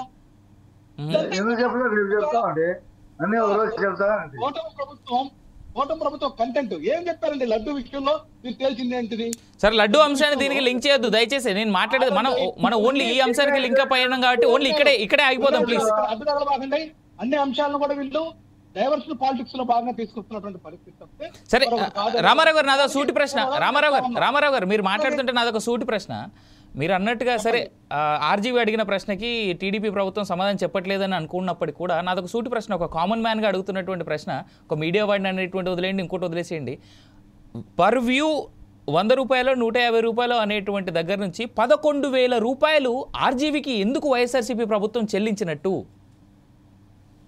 ఆ రోజు ఎండీగా మధుసూదన్ రెడ్డి గారు ఉన్నారండి, బాధ్యతాయుతమైనటువంటి ఐఏఎస్ అధికారి ఆయన. ఇప్పుడు కొంతమంది అడుగుతా ఉన్నారు, ఎక్కులు మధుసూదన్ రెడ్డి గారు ఇచ్చారు, మధుసూదన్ రెడ్డి గారికి అక్కడ తెలుగుదేశం పార్టీ కార్యకర్తలు ఇస్తారా, నాయకులు ఇస్తారా చెప్పండి. నేనేమంటున్నానంటే ఆ రోజు ఉన్నటువంటి అంశం విచారణ జరిగిందండి. ఎందుకు జరిగింది ఆ ఒప్పందం? వ్యూహం సినిమాకు సంబంధించి వ్యూస్ ప్రకారం అగ్రిమెంట్ చేశారా, లేకపోతే సినిమాకు ఓల్ అండ్ సోల్ గా ఏపీ ఫైబర్ నెట్ లో ప్రచారం చేసుకోవడానికా, లేకుంటే టీవీలో ప్రసారం చేసుకోవడానికి హక్కులు తీసుకున్నారా? అది హక్కులను మరలా కూడా విక్రయించుకోవడానికి కూడా హక్కులు ఉంటాయి. ఇదంతా కూడా ఏదైతే మనకు తెలిసినటువంటి అంశం శాటిలైట్ హక్కులకు సంబంధించిన ఒక చట్టం గాని ఒక పరిధి గాని ఉంది. వాటిని అన్నింటినీ కూడా మనం అవగాహన చేసుకోకుండా రామారావు గారు మీకు తెలుసో లేదో నాకు తెలియదు. నేను ఒక మాట చెప్తాను, క్లారిటీ ఇస్తాను. నేను క్లారిటీ ఇస్తాను. 15 లక్షల రూపాయలు రామ్ గోపాల్ వర్మ గారు అక్రమంగా తీసుకున్నారని ఒకసారి మాట్లాడారు. ఇప్పుడు 1,15,00,000 అంటున్నారు. సార్ 2,15,00,000 రూపాయలకి అగ్రిమెంట్ అవ్వగా కేవలం 1,15,00,000 లేకుండా పూర్తి రామారావు గారు నేను క్లారిటీ ఇస్తా దానిపైన. మనం మాట్లాడేటువంటి అంశాలు టెక్నికల్ సంబంధించినటువంటి అంశాలు. నేను ఒక మాట చెప్తా రామారావు గారు ఒక మాట, నా మాట వినండి. గత 8 ఏళ్లుగా శాటిలైట్ ఇండస్ట్రీలో శాటిలైట్ బిజినెస్ ఫర్ మూవీస్ అనేటువంటిది చాలా డల్ గా ఉంది. పెద్ద స్టార్ల సినిమాలకే శాటిలైట్లు కొనట్లేదు. ఎప్పుడైతే అమెజాన్, నెట్ఫ్లిక్స్, ఆహా లాంటి సంస్థలు వచ్చాయో అప్పటి నుంచి టీవీ శాటిలైట్లు పెద్ద సినిమాలు కొనట్లేదు. అండ్ చాలా చిన్న అమౌంట్స్ తో కొంటున్నారు. నాకు తెలిసి peanuts they are paying. Right, Gafoor గారు మాట దాని తర్వాత మస్తాన్ గారు ఒక్క నిమిషం. మస్తాన్ గారు, గఫూర్ గారు మాటనేసి మీ దగ్గరికి వస్తా. గఫూర్ గారు.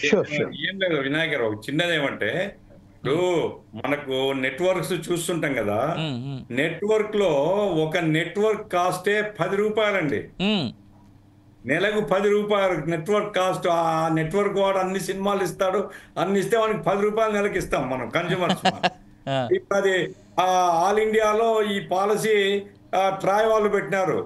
కాబట్టి మరి రామ్ గోపాల్ వర్మ హాలీవుడ్ డైరెక్టరా ఇంకా ఏం డైరెక్టర్, మరి అన్ని 100 రూపాయలు ఎందుకంటే? నా పాయింట్ ఏమంటే ఇప్పుడు రామారావు గారికి మీరు సమర్థిస్తారా లేదా తప్పదు, పార్టీగా మీరు చెప్పుకోవాల్సిందే.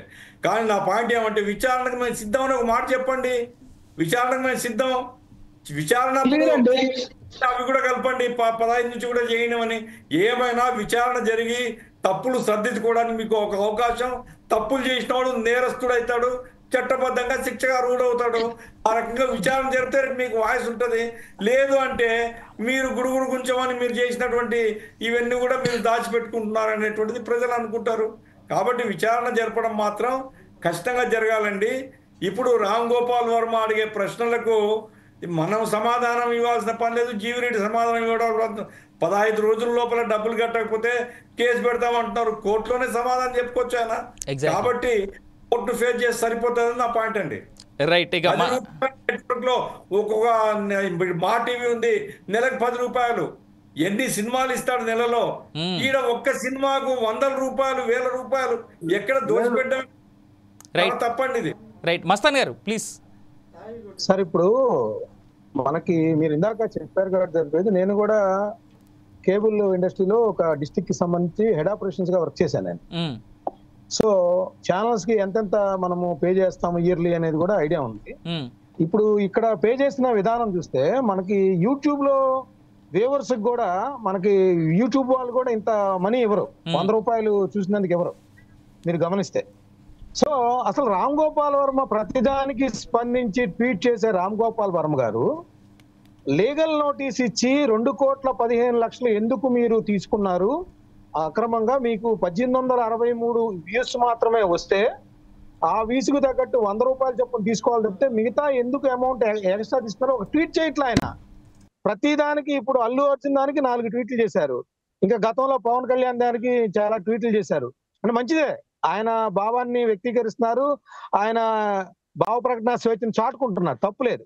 ఇదే విధంగా జీవీ రెడ్డి గారు వచ్చిన తర్వాత ఏపీ ఫైబర్ నెట్ ఆయనకి ఇచ్చిన లీగల్ నోటీసులు 2,15,00,000 రూపాయల్లో 1,15,00,000 రూపాయలు మీకు అదనంగా చెల్లించారు, వాటిని తిరిగి చెల్లించండి అనే దానికి ఒక ట్వీట్ చేస్తే సరిపోయింది. ప్రజలకు కూడా ఎస్ ఆర్జీవీ అనే తేటతెల్లంగా వైట్ పేపర్ లా ఉంటాడు, దేనికైనా ట్వీట్ చేస్తాడు, కొంతమందికి మాత్రమే కొమ్ముగాయడు అనే విషయం తెలిసింది కదా.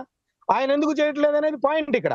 ఆయన లీగల్ నోటీస్ కి సంబంధించి అసలు ఏపీ ఫైబర్ కి సంబంధించి ఇది దుర్వినియోగం అని చెప్తా. ఎట్లా అంటే ఒక ప్రత్యర్థి పార్టీలని టార్గెట్ చేస్తూ ప్రత్యర్థి పార్టీల నాయకుల్ని, పవన్ కళ్యాణ్ ని, చంద్రబాబుని టార్గెట్ చేస్తూ నిర్మించిన యోహం సినిమాకి ఈ విధమైన ఒప్పందం ఎలా కుదుర్చుకున్నారనేది ఒక సమస్య. రేపొద్దున తెలుగుదేశం వాళ్ళు, కూటమి ప్రభుత్వం వాళ్ళు కూడా జగన్మోహన్ రెడ్డిని టార్గెట్ చేస్తూ ఒక సినిమాని నిర్మించి ప్రజల ధనాన్ని దుర్వినియోగం చేయడం ఏంటి?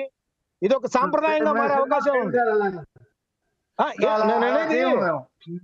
మీరు ప్రభుత్వం ధనంతా తీయపోవచ్చు, వివేకం అట్లాగా సార్. వివేకం అనే సినిమా ప్రొడ్యూసర్ అంశం మర్చిపోతున్నారండి.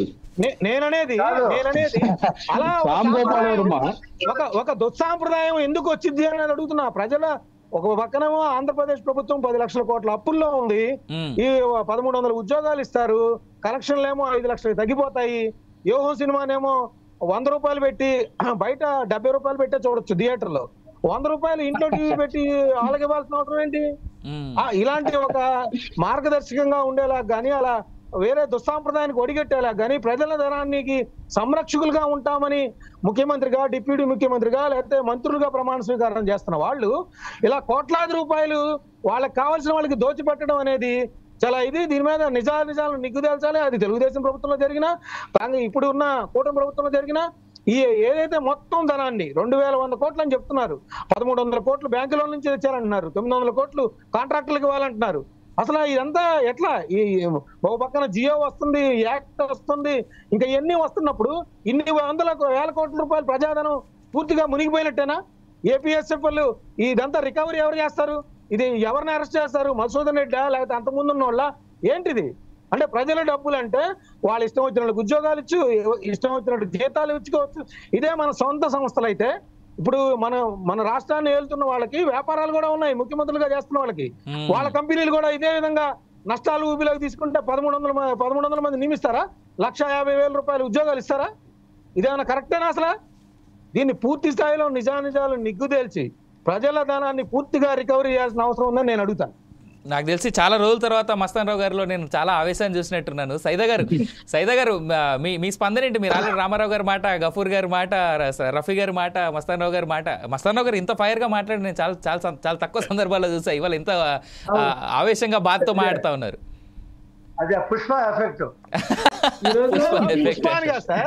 పుష్పాని కాదు అంటే ఇన్ని వేల కోట్ల రూపాయలు మన కంపెనీ అయితే మనం చేస్తామా అని. రైట్. సైదా రఫీ గారిని మళ్ళీ వస్తాం. సైదా గారు మాట్లాడేది. సైదా గారు, ఇలా మస్తారావు గారిలో తిరుగుబాటుదారిని చూసాం మనం. ఎగ్జాక్ట్లీ. ఇప్పుడు వరకు సౌమ్యంగా ఏ డిబేట్ లో మాట్లాడినా సౌమ్యంగా మాట్లాడేవాడు, మాట్లాడేవాడు. ఇన్ఫాక్ట్ ఎదుటి వాళ్ళు కొట్లాడుకుంటుంటే ఆయన ప్రశాంతంగా విందామండి, మాట్లాడుకుందాం అని చెప్పేటువంటి మస్తారావు గారు ఫైర్ గా మాట్లాడాడు ఇవాళ. అసలు మేము అనుకునేవాడి ఒక సందర్భంలో ఏం మాట్లాడుతున్నారని నేను కొంచెం ఆలోచిస్తా ఉండేవాడిని. కానీ ఈ రోజు ఈయనలో ఒక విప్లవకారుడు బయటకు వచ్చాడు, తిరుగుబాటుదారుడు వచ్చాడు. ఎందుకంటే కామన్ ఆయన సార్, నేను ఇండియన్ ఎక్స్ప్రెస్, సాక్షి టీవీ, ఈనాడు, సిటీ కేబుల్, డిజీ కేబుల్ వీటన్నిటిలో వర్క్ చేశాను సార్ నేను. సో మనం ఈనాడు, సాక్షి రెండిట్లో కూడా వర్క్ చేశాను నేను. అదే ఒక మధ్యతరగతి కుటుంబంగా ఆయన మాట్లాడినటువంటి తీరుని మనందరూ అభినందించాలా. ఎందుకంటే ప్రశ్నించాలా. మనం ప్రశ్నించే గొంతుకులు ఎప్పుడైతే మూగపోతాయో ఈ యొక్క ప్రభుత్వాధినేతలు, ఈ దొంగలందరూ కూడా వాళ్ళ ఇష్టానుసారంగా ప్రవర్తిస్తారు. మనలాంటి వాళ్ళని కూడా ప్రశ్నించకపోతే అసలు ఈ సమాజం ఎటుపోతుంది? గఫూర్ గారు కానివ్వండి, రఫీ గారు కానివ్వండి, అట్నే బొట్ల రామారావు గారు కానివ్వండి, అవినాష్ మీరు కానివ్వండి, మేము కానివ్వండి, మాట్లాడాలి. ప్రశ్నించకపోతే వీళ్ళ ఇష్టానుసారంగా ఎవడొప్ప సొత్తు అండి ఇది? వేల కోట్లు దోచుకొని పోవడానికి ఎవడొప్ప సొత్తు ఇది? ఇది నిజంగా చాలా దుర్మార్గం. మీరు ఒకటి ఆలోచన చేయండి. ఈ రోజు రాష్ట్రంలో 2 లక్షల కుటుంబాలు ఉన్నాయని చెప్పి మనం ఒక లెక్కలు తెచ్చాం. ఈ 2 లక్షల కుటుంబాలే కాదు, మనం చూసాం వేల రెస్టారెంట్లు ఉన్నాయి, వేల కొలది రెస్టారెంట్లు ఉన్నాయి, హోటల్స్ ఉన్నాయి, అలాగే ఆఫీసులు ఉన్నాయి, ప్రభుత్వ కార్యాలయాలు, ప్రైవేట్ కార్యాలయాలు ఉన్నాయి.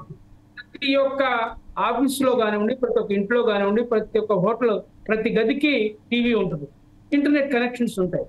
వీటన్నిటికీ ఈ రోజు మనం చూసినట్లయితే ఒక కనెక్షన్ కి 350 రూపాయలు ప్రైవేట్ వాళ్ళు వసూలు చేస్తారు మినిమం. సిటీ కేబుల్ వాళ్ళు, లోకల్ కేబుల్ వాళ్ళు.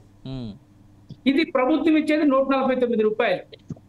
ఎంత వ్యత్యాసం సార్? ఇప్పుడు వీళ్ళు కూడా 250 చేశారు సార్, 250 చేశారు, 250 రూపాయలు చేశారు ఫైబర్ నెట్ కూడా. రేట్లు పెంచారు, కలెక్షన్లు తగ్గినాయి, ఉద్యోగులు పెరిగారు, అప్పులు పెరిగినాయి. ఏం చేశాడో తెలియదు. అదే నేను అవినాష్ గారు నేను చెప్పేది ఏంటంటే, ఇంత దుర్మార్గంగా సామాన్య మానవుడి మీద వినోదం. ఎందుకంటే పగలంతా చాకరీ చేసి సాయంత్రం ఇంటికి వచ్చి స్నానం చేసి ఏదో పిల్లా పాపలతో టీవీ చూద్దాం, వార్తలు విందామనో, లేకపోతే ఏదైనా ఒక మంచి సినిమా చూద్దామనో, లేకపోతే లేడీస్ ఉంటే ఏదో ఒక సీరియల్ చూద్దామని చెప్పి కూర్చుంటే వాడు నెలకాంగలోనే ఇప్పుడంతా ప్రీపెయిడ్ అయిపోయింది, కట్టకపోతా ఉంది. ఎంత బాధపడతా ఉన్నారు. ప్రభుత్వం సదుద్దేశంతో తీసుకొచ్చినటువంటి ఈ ఫైబర్ నెట్ ని ఈరోజు గ్రామీణ ప్రాంతాలలో మనం చూసినట్లయితే, ఇంకా కొన్ని చోట్ల ఇంటీరియర్ ప్లేస్ లో ఇంకా టీవీ వ్యవస్థ లేదు, ఫైబర్ నెట్ లేదు. కొంతమంది విద్యార్థులు, గ్రామీణ ప్రాంతం చదువుకున్నటువంటి విద్యార్థులకి గ్రంథాలయ వసతులు లేవు. ఈ నెట్ అన్న సౌకర్యం ఉంటే ఈ స్మార్ట్ ఫోన్ ద్వారా కొంతమంది విద్యార్థులు చదువుకోవడానికి అవకాశం ఉంటుంది. ఎందుకంటే నెట్ ద్వారా అనేక అంశాలని వాళ్ళు డౌన్లోడ్ చేసుకొని మరి వాళ్ళ చదువుకు ఉపయోగకరంగా ఉంటుంది. అలాగే ఇలాంటి వసతులు ఉన్నటువంటి ఫైబర్ నెట్ ని, సదుద్దేశంతో పెట్టినటువంటి ఫైబర్ నెట్ ని ఒక బంగారు బాతులాగా దీన్ని వాడుకొని వీళ్ళు ఇష్టానుసారంగా ఎవడు అధికారంలో ఉంటే వాడు కేబుల్ కాంట్రాక్ట్ దోచిపెట్టడం, లేకపోతే ఈ విధంగా వాళ్ళ ఇష్టానుసారంగా ఉద్యోగాలు ఇచ్చుకొని మరి దివాలా తీయించడం ఈ సంస్థని చాలా దుర్మార్గమైన విషయం. మేము కాంగ్రెస్ పార్టీ తరఫున తీవ్రంగా ఖండిస్తా ఉన్నాం. దీని మీద పూర్తి స్థాయిలో విచారణ జరగాల. ఆ చైర్మన్ ఏం చేశాడు, గౌతమ్ రెడ్డి గారు గతంలో దీనికి చైర్మన్ గా ఉన్నాడు. ఆయన ఇప్పుడు ఒక హత్య కేసులో మరి పరారులో ఉన్నట్టుగా తెలుస్తా ఉంది. ఏమైనా దీని మీద పూర్తి స్థాయిలో విచారణ జరగాల్సిన అవసరం ఉంది. సామాన్య మానవుడికి నెట్ ని, ఫైబర్ నెట్ ని, వినోదాన్ని, విజ్ఞానాన్ని కలిగించేటువంటి అమూల్యమైనటువంటి ఈ డిజిటల్ ఫైబర్ నెట్ ని ప్రజలకి దగ్గర చేర్చేటువంటి బాధ్యత రాష్ట్ర ప్రభుత్వం తీసుకోవాలా. జీవీ రెడ్డి గారు దీని విషయంలో వెనక్కి తగ్గకుండా, ఎన్ని ఆటుపోట్లు వచ్చినా, ఎన్ని ఒత్తిళ్లు వచ్చినా దీన్ని వెనక్కి తగ్గకుండా దీన్ని పూర్తి స్థాయిలో కొనసాగించాలా. ఎవరైతే దోషులు ఉన్నారో అధికారులు కానివ్వండి, లేకపోతే రాజకీయ నేతలు కానివ్వండి, ఎవరెవరు లెటర్లు ఇచ్చారో ఆ లెటర్లన్నీ కూడా బయట పెట్టాలా. ఈ జీతాలు ఇచ్చినటువంటి, ఈ వాళ్ళు పెట్టి అపాయింట్ చేసినటువంటి జీతాలు ఇచ్చినటువంటి ఆ డబ్బులన్నింటినీ కూడా, ఇది ప్రభుత్వ సొమ్ము కాబట్టి ఆ లెటర్లు ఇచ్చిన వాళ్ళ దగ్గర నుంచి వసూలు చేయాలని చెప్పి కూడా మేము కాంగ్రెస్ పార్టీ డిమాండ్ చేస్తున్నాం. పెద్దిరెడ్డి రామచంద్ర రెడ్డి ఎన్ని లెటర్లు ఇచ్చాడు, విజయసాయి రెడ్డి ఎన్ని లెటర్లు ఇచ్చాడు, అవినాష్ రెడ్డి ఎంతమంది లెటర్లు ఇచ్చాడు, ఇవన్నీ బయటకు రావాల్సిన అవసరం ఉంది. బహిరంగ పరచాలా. ఇది ఎవడొక సొత్తు కాదు, ఇది ఎవరిది కాదు, ప్రజల ఆస్తి. దీన్ని బయట తీసాల్సినటువంటి అవసరం కూడా ఈ రాష్ట్ర ప్రభుత్వానికి ఉంది. ముఖ్యమంత్రి చంద్రబాబు నాయుడు కూడా దీని మీద చొరవ చూపి దీని మీద వెంటనే దీనికి సంబంధించి పూర్తి స్థాయిలో విచారణ జరిగే విధంగా, దీని మీద పూర్తి స్థాయి విచారణ జరిగే విధంగా రాష్ట్ర ప్రభుత్వం కృషి చేయాలని చెప్పి మేము కోరుతా ఉన్నాం. మరొకసారి చెప్తా ఉన్నాం, జీవీ రెడ్డి ఎక్కడ వెనక తగ్గకుండా, ఎన్ని ఆటుపోట్లు వచ్చినా, అవసరమైతే కార్పొరేషన్ చైర్మన్ గా ఇబ్బందులు కల్పించిన వెనక తగ్గకుండా మాత్రం దీని మీద చర్యలు తీసుకోవాలని చెప్పి మేము కోరుతా ఉన్నాం. ఈ కార్పొరేషన్ తో పాటు మిగతా కార్పొరేషన్ మీద కూడా విచారణ జరగాల. ఎందుకంటే జరగకపోతే ఇది, నేను ఒకటే కోరుతున్నా అవినాష్ గారు, చాలా దుర్మార్గం. ఇన్ని కోట్ల రూపాయలు జరుగుతూ ఉంటే మన కళ్ళ ముందే ఆర్జీవికి 2 కోట్ల రూపాయలు సంబంధించి మరి ఈ ఒప్పందం చేసుకునే పరిస్థితులు వస్తే ఇంకా తెరయనికి ఇన్ని జరిగాయి. కాంట్రాక్టర్లు ఎంత మోసం జరిగింది అంటే బయటపడింది కాబట్టి ఇది కనిపిస్తుంది సార్. బయటపడనివి ఇంకేన్ని ఉన్నాయి? ఒక విషయం అండి, ఇక్కడ డివియేషన్ ఏంటంటే ఆర్జీవి ఓన్లీ డైరెక్టర్ వ్యూహం సినిమాకి ఏదైతే వల్లభనేని బాలశౌరి, ఇప్పుడు మచిలీపట్నం ఎంపీగా ఉన్నటువంటి బాలశౌరి గారి అనుచరుడు దాసరి కిరణ్ కుమార్ నిర్మాత. దీంట్లో ఇంకా చాలా విషయాలు ఉన్నాయి. ఎందుకు తొందరపడతారు? డబ్బులు రామ్ గోపాల్ వర్మ చేస్తున్నాడు. దాసరి కిరణ్ కేవలా నిర్మాతకి వెళ్తాయా హక్కులు ఎవరు చేయొద్దు. ఇవన్నీ తెలుస్తాం, నిజాలు మీకు తెలుస్తాం, ఖచ్చితంగా వస్తాయి. అవి మాట్లాడే ధైర్యం మీకు లేదు. అలా నిర్మాతలు మాట్లాడే ధైర్యం లేదు. కానీ రామ్ గోపాల్ వర్మను పట్టుకొని రామ్ గోపాల్ వర్మకి ఇచ్చారు. ఇది వైసీపీ ప్రభుత్వం చేసింది. సరే, ఒక మాట చెప్పండి రామారావు గారు. ఒక ప్రశ్న అడుగుతా. ప్రోపగాండా సినిమాకి, అది కూడా స్పెషల్ గా దగ్గరుండి జగన్మోహన్ రెడ్డి తన అనుచరుల కోసమే, జగన్మోహన్ రెడ్డి కోసమే ఒక ప్రోపగాండా సినిమా చేసినందుకు రామ్ గోపాల్ వర్మను వెనకేసుకొస్తున్నారా మీరు? వ్యూహం అనేటువంటి సినిమా చేసినందుకు? కాదండి, నేనేమంటున్నానంటే ఒక సినిమాకి సంబంధించిన ప్రొడక్షన్ సంస్థ ఉంటుంది. కానీ నిర్మాత సార్ అవన్నీ తెలుసండి. కానీ మీరు ఇంతలా రామ్ గోపాల్ వర్మను వెనకేసుకొస్తుంటే డౌట్ వచ్చేది ఏంటంటే కేవలం జగన్మోహన్ రెడ్డిని మెప్పించడానికి ఆయన సినిమా చేశారని వెనకేసుకొస్తున్నారేమో డౌట్ వస్తుంది. కూటమి ప్రభుత్వం సమాధానం చెప్పే స్థితిలో లేక ఈ విధంగా అవినాష్ గారు రైట్ మస్తాన్ గారు చెప్పండి. ఇది నిర్మించింది అయితే ఓకే, సందేశాత్మక చిత్రం అనుకోండి. ఎగ్జాక్ట్లీ నా ప్రశ్న కూడా అదే మస్తాన్ గారు, నా ప్రశ్న కూడా అదే ఏంటంటే ప్రాపగాండా సినిమాలు చేసినందుకే కేవలం వైఎస్ఆర్సీపీ పార్టీని జగన్మోహన్ రెడ్డి గారిని మెప్పించడానికి ప్రాపగాండా సినిమాలు చేసినందుకే ఆయన వెనకేసుకొస్తున్నారా వైఎస్ఆర్సీపీ వాళ్ళనేది నా ప్రశ్న. సినిమాలు ఏంటి సార్ సినిమా ఏంటో చెప్పండి. తెలుగుదేశం పార్టీ వాళ్ళు చేసినా వైసీపీ వాళ్ళు చేసినా వాళ్ళ సొంత పాకెట్ నుంచి పెట్టుకుంటే ఎవరికేం అభ్యంతరం లేదు. కానీ ప్రజాధనం తీసుకుని పోయి మీరు మీ రాజకీయాల కోసం వాడుకోవడం మాత్రం తప్పు. దాసరి కిరణ్ తీసుకున్న తప్పే, రామ్ గోపాల్ వర్మ తీసుకున్న తప్పే. అది ఎవరు తీసుకుంటే వాళ్ళ మీద కేసు పెట్టాల్సిందే. అదేనండి, అవును పెట్టమని చెప్తున్నాం, విచారణకు సిద్ధమని చెప్తున్నాము. తప్పు సార్, మేమైతే వైసీపీ ఏ విచారణ న్యాయబద్ధమైనటువంటి విచారణ సిద్ధం. అయితే విచారణ 2015 నుంచి ఏదైతే ఈ సంస్థ ఆ రోజు నుంచి చేయించమని మేము డిమాండ్ చేస్తున్నాం. సార్ 5 ఏళ్ల పాటు మీరే ఫుల్ మెజార్టీతో అధికారంలో ఉన్నారే, మీరు ఆ 5 ఏళ్ల పాటు ఎందుకు చేయలేదు సార్? 2015లో ఏపీ ఫైబర్ నెట్ మీద వేమూరి హరికృష్ణకి ఇచ్చారని కేసు అయింది. 2018లో అది పూర్తిగా నీరు గారిపోయింది. 2015 నుంచి 2018 అధికారంలో మీరే ఉన్నారు. 2024 వరకు మీరే ఉన్నారు. ఎందుకు చేయలే? అదే వైఎస్ఆర్ కాంగ్రెస్ పార్టీ కక్షపూరితమైనటువంటి చర్యలు తీసుకునేటువంటి ఉద్దేశం లేదు. సార్ తప్పు జరిగిందని వైఎస్ఆర్సీపీ అంటుంది, మళ్ళీ చర్యలు తీసుకోమంటే కక్షపూరితం అని అంటుంది. ఎట్లా సార్ ఇది అధికారం? తప్ప సంబంధించినటువంటి వ్యక్తులు సానుభూతి కక్ష సాధింపు చర్యలకు తీసుకోవడం ఈ యొక్క తెలుగుదేశం పార్టీకి చెల్లింది. అది కాదు, ఈ సంవత్సరం చివరి చోక ఏంటంటే వైసీపీకి కక్ష సాధింపు చర్యలు లేవని చెప్పడం అనేది 24 సంవత్సరానికి చివరి పెద్ద జోక్ ఇది. ఇంకా తర్వాత ఇలాంటి జోక్ ఎవడు చేస్తలేడు. ఇంకా వాస్తవం అది. దీని పారదర్శకమైనటువంటి పరిపాలన విధానాన్ని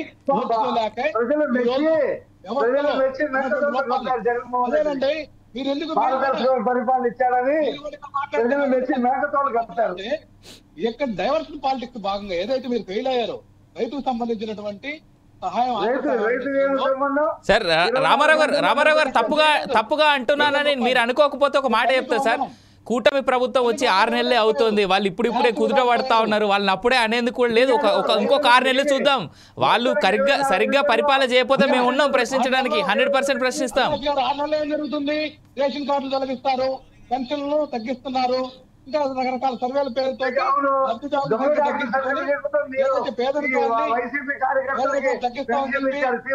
వచ్చినటువంటి అబద్ధాల మోసపూరితమైనటువంటి వాగ్దానాలన్నింటినీ వాళ్ళందరూ కూడా ఈ వాగ్దానాలన్నీ కూడా ఏదైతే నెరవేరుస్తామని చెప్పినటువంటి నాకు తెలిసి రామారావు గారు ఈ సందర్భంగా నేను ఒక కోట్ చెప్తా. నేను రీసెంట్ టైమ్స్ లో ఇలాగే డిబేట్స్ లో కూర్చున్నప్పుడు టీఆర్ఎస్ పార్టీ నేతను ఒక అతన్ని స్టూడియోకి పిలిపించుకొని స్టూడియోలో కూర్చున్నాం. కాంగ్రెస్ ప్రభుత్వం వచ్చింది తెలంగాణలో, కాంగ్రెస్ ప్రభుత్వం సంవత్సరం నుంచి ఏం చేయట్లేదు, 6 నెలల నుంచి ఏం చేయట్లేదు అని కేసీఆర్ గారిని టీఆర్ఎస్ ఎమ్మెల్యేలు, ప్రస్తుత ఎమ్మెల్యేలు అంతా అడిగారంట. సార్ మనం ప్రశ్నించాలి వీళ్ళని అంటే, ప్రభుత్వం ఇప్పుడే కదా మారిందయ్యా, ఒక సంవత్సరం చూద్దాం వాళ్ళ పాలన, ఆ తర్వాత నుంచి ప్రశ్నిద్దాం అని చెప్పేసి చాలా హుందాగా కేసీఆర్ గారు చెప్పారని బీఆర్ఎస్ నేతలు చెప్పారు. ఈ మాట మన 4 సైడ్స్ లోనే చాలా హుందాగా చెప్పారు. చెప్పింది వాస్తవమే. కొత్త పథకాలు ఏమి కాదు, ఆల్రెడీ జగన్మోహన్ రెడ్డి గారు చేస్తున్నటువంటి పథకాలను మరింత మెరుగ్గా చేస్తామని చెప్పి ఏదైతే హామీలు ఇచ్చారో వాటిని ఎందుకు మీరు అమలు చేయట్లేదు అనేది సార్. ఇక్కడ ప్రభుత్వం అక్కడ ప్రభుత్వం రెండు రాష్ట్రాల్లో పరిస్థితి ఏంటంటే 10 ఏళ్ల పాటు కేసీఆర్ పాలనలో తెలంగాణ రాష్ట్రం అప్పుల పాలైంది. ఆ 10 ఏళ్ల పాటు సేమ్ అక్కడ చంద్రబాబు నాయుడు పాలన కావచ్చు, జగన్మోహన్ రెడ్డి పాలన కావచ్చు, 2 తెలుగు రాష్ట్రాలు వాస్తవంగా భయంకరమైన అప్పుల్లో ఉన్నాయి. కనీసం గవర్నమెంట్ ఎంప్లాయీస్ కూడా జీతాలు ఇచ్చేటువంటి పరిస్థితుల్లో లేవు. 2 ప్రభుత్వాలు. ఈ లెక్కలు తీసి కూర్చోమంటే నేను కూర్చుంటా. వాస్తవం మాట్లాడితే ఏ పార్టీ నాయకులు కూడా సరైనటువంటి సమాధానం ఇచ్చేటువంటి పరిస్థితుల్లో లేరు. సార్ డిఫెన్స్ చేసుకోండి కాదని మేము మనం, కానీ అభండాలు వేసుకునేటప్పుడు చాలా కొంత జాగ్రత్తగా ఆలోచించుకొని అభండాలు వేసుకోవాలి. పరిస్థితి వేరు. ఇక్కడ జగన్మోహన్ రెడ్డి గారు పారదర్శకంగా పరిపాలన చేస్తూ పోతున్నటువంటి అన్ని పథకాలను కూడా తెలుగుదేశం పార్టీ మరింత మెరుగ్గా కొనసాగిస్తామని హామీ ఇచ్చారు. ఇది గుర్తించాలా. అది గేట్ వైజ్ జగన్మోహన్ రెడ్డి గారు కనుక వచ్చింటే 6 నెలల్లో రమారమి ఒక కుటుంబం 55,000 నుంచి 75,000 దాకా కోల్పోయింది అనేది ఇది ఒక ప్రజాక్షేత్రంలో ప్రతి కుటుంబంలో జరుగుతున్నటువంటి చర్చ అండి. ఈ రోజు ఇక్కడ తెలుగుదేశం పార్టీ ప్రభుత్వం ఏదైతే కూటమి ప్రభుత్వం ఫెయిల్ అయ్యి ఈ రోజు ఏదైతే శాంతి భద్రతల సమస్యల్లో కూడా చాలా వెనుకబాటుకు గురైనటువంటి ప్రభుత్వం ఏదైనా ఉన్నదంటే సార్ రామారావు గారు నాకు తెలిసి రామారావు గారు ఒక మాట చెప్తా. నాకు తెలిసి ప్యానెల్లో ఉన్నటువంటి పెద్దలందరినీ కూడా మాట్లాడించకుండా నేనే మాట్లాడతానేమో ఈ సందర్భంలో. శాంతి భద్రతలు దాని తర్వాత అప్పుల గురించి వస్తే గత 5 ఏళ్ల పాటు మనం చూసినటువంటివి ఇంకా లెక్కలు ఎవరు నాకు తెలిసి అటు ఏపీ కానీ ఇటు తెలంగాణ కానీ మర్చిపోలేదు. మీడియా సాక్షిగా చాలా అంశాలు ఉన్నాయి. ఇక్కడ శాంతి భద్రతల గురించి మాట్లాడాల్సి వస్తే ఎవరిని డిఫెండ్ చేయాల్సిన పని లేదు. గత సంవత్సరం పాటు కాంగ్రెస్ పార్టీ ఇక్కడ తెలంగాణలో చేస్తున్నటువంటి కూడా మేమే మాట్లాడుతూ ఉన్నాం. సార్ వద్దు, డిఫెన్స్ మనం ఎక్కడ ఆగాలో అక్కడే ఆడదాం. రైట్, అప్పటి నుంచి సైదా గారు మీరు మాట్లాడేందుకు ప్రయత్నం చేస్తా ఉన్నారు. సైదా గారు చెప్పండి. ఇప్పుడు మాట్లాడాడు కదండి. వస్తా సార్, రఫీ గారు వస్తా, ఒక్కటే నిమిషం. రఫీ గారు మీరు కంప్లీట్ చేయండి, అయితే తర్వాత సైదా గారు. మీరు ప్రధాన పక్షం తర్వాత అధికార పక్షం మీదే.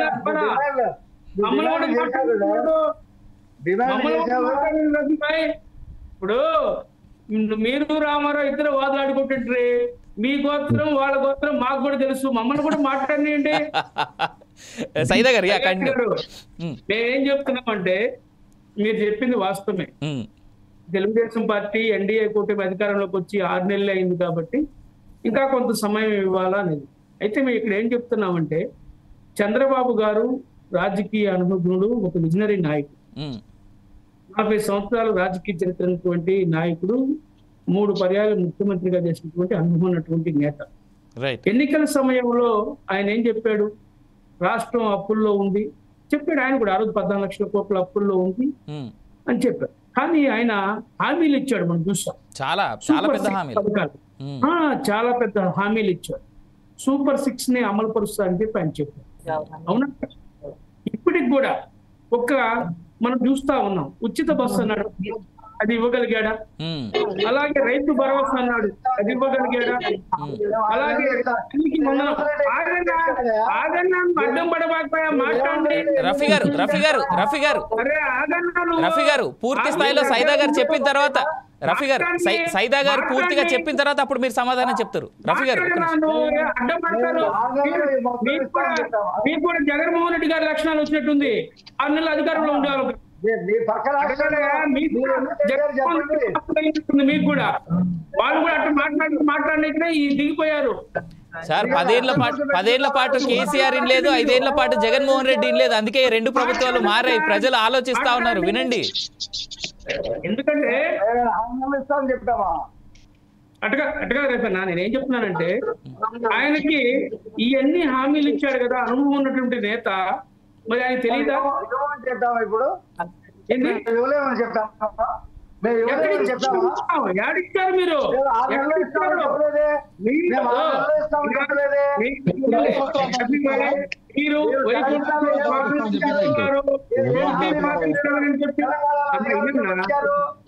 ఇదిగో తినడానికి తిండి లేదు కానీ మీసాలకు సంపంగ నూనెని మీరు మొన్న పెట్టారు విజన్ డాక్యుమెంట్ ఒకటి 2047 అధికారంలో ఉంటారు. పోయినసారి ఆయన కూడా చెప్పాడు 30 సంవత్సరాలు అధికారంలో ఉంటాం, నా ఫోటో మా నాన్న ఫోటో పక్కన ఇంట్లో ఉండాలని చెప్పి. ఏమయ్యాడు? మీరు కూడా 2047 విజన్ డాక్యుమెంట్ పెట్టారు. ఈ 5 సంవత్సరాలు రఫీ గారు, సైదా గారు ఒక్క నిమిషం, నేను మళ్ళీ మీ దగ్గరకు వస్తా. గఫూర్ గారు మాయ చేసి మాయ మాటలు చెప్పి మీరు కరెంట్ ఛార్జీలు పెంచుతూ ఉన్నారు. సైదా గారు ఒక మాట. సైదా గారు గఫూర్ గారు మాటిందాం. సైదా గారు ఒక్క నిమిషం. రైతులు ఆత్మహత్యలు చేసుకుంటూ ఉన్నారు. విద్యార్థులు ఫీజులు కట్టకపోతే పిల్లలు బయటికి పంపిస్తున్నారు స్కూల్ నుంచి, కాలేజీ నుంచి. సైదా గారు గఫూర్ గారు మాటిందాం ఒక్క నిమిషం. సైదా గారు ఒక మాట. సైదా గారు గఫూర్ గారు మాటిందాం. 50,000 70,000 నష్టపోయినారు చెప్తున్నారు.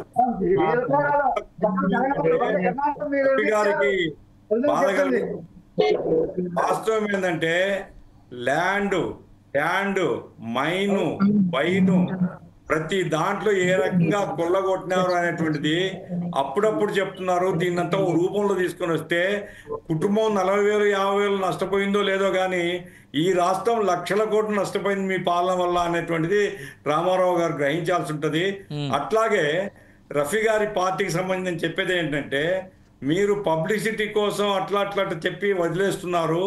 ఖచ్చితంగా దోషుల్ని వెలికితీసి న్యాయస్థానం ముందు నిలబడితేనే ప్రజలు మిమ్మల్ని అర్థం చేసుకుంటారు.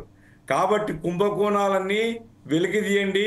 కుంభకోణాల్లో ఉండే వాళ్ళను మీరు ఏమాత్రం ఎవరి మీద మొహమాటం లేదు, అందరి మీద దోషులుగా పెట్టండి.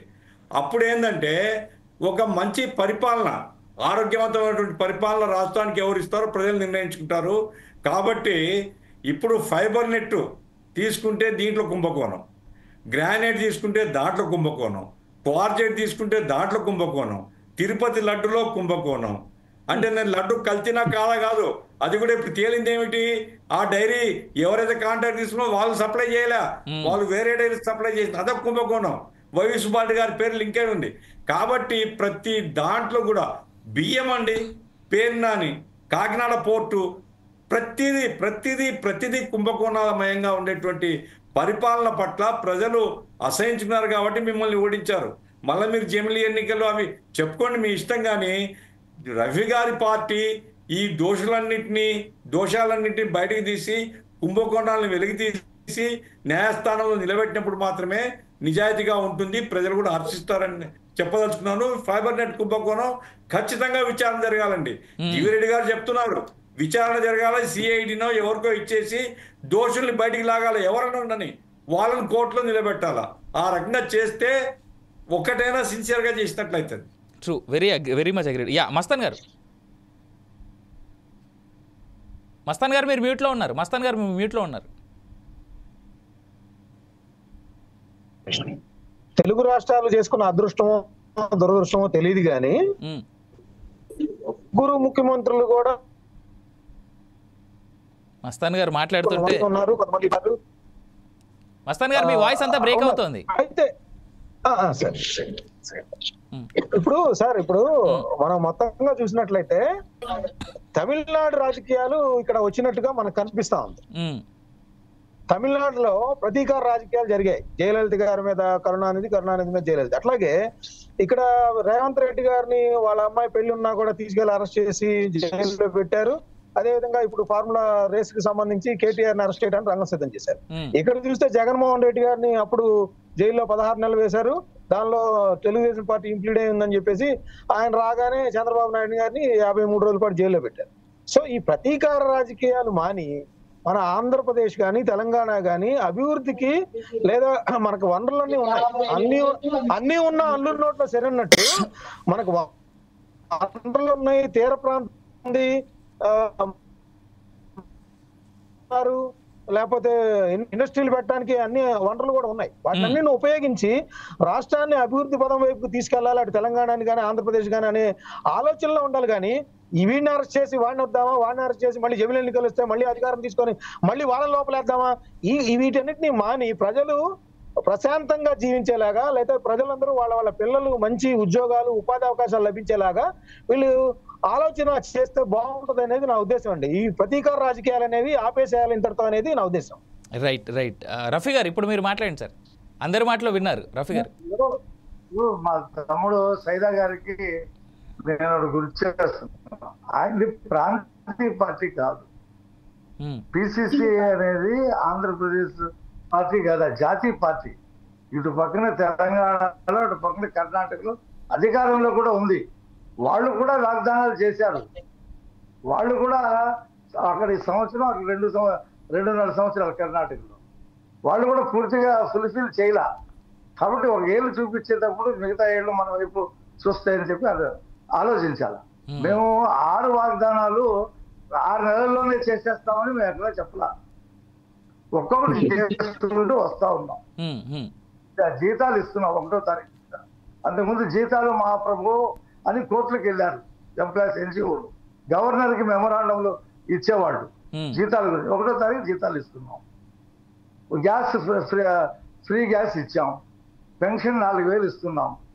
ఇవన్నీ కూడా చేసుకుంటూ వస్తున్నాం. రేపు వచ్చే నెలలో ఆర్టీసీ బస్సుల్లో ఫ్రీ ఇస్తున్నాం, 2,000 ఎలక్ట్రిక్ బస్సులు కొంటున్నాం, డ్రైవర్ని రిక్రూట్మెంట్ చేస్తున్నాం. అలాగే తల్లికి వందనం కూడా జనవరిలో ఇవ్వబోతా ఉన్నాం. ఏప్రిల్లో రైతు అన్నదాత సుఖీభావ కింద 20,000 రూపాయలు రైతులకు ఇవ్వబోతా ఉన్నాం. అన్నీ చేస్తాం. అలాగే అమరావతి కడుతున్నాం, పోలవరం కడుతున్నాం, రోడ్లు గుంతలు పోవటానికి 860 కోట్ల రూపాయలు రిలీజ్ చేసాం.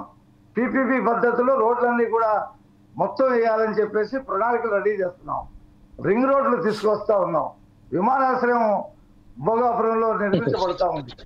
అలాగే వైజాగ్లో సౌత్ ఇది ఈస్ట్ కోస్ట్ రైల్వే నుంచి విడదీసి వెస్ట్ కోస్ట్ రైల్వే సపరేట్ చేస్తా ఉన్నాం. టెండర్ కూడా పిలిచారు. కాబట్టి ఒక్కొక్క పనులు కంటిన్యూగా చేసుకుంటూ వస్తా ఉన్నాం. ఎక్కడ కూడా ఏదో ప్రభుత్వం వచ్చిందని చెప్పి ఊరేగే పద్ధతిలో ఇదేదో మాకు ప్రజలు ఇచ్చేసారి 5 సంవత్సరాలు ఏం చేసినా పర్వాలేదనే పద్ధతిలో లేదు. ఎవ్రీడే ఇప్పుడు బీపీసీఎల్ రామాయపట్నంలో దాదాపు 90 లక్షల కోట్ల రూపాయలతో అక్కడ కర్మాగారం నిర్మించడం ఆ సంస్థే నిర్ణయం తీసుకుంది. నిన్న ఒక్కొక్క సంస్థ వస్తూ ఉంది.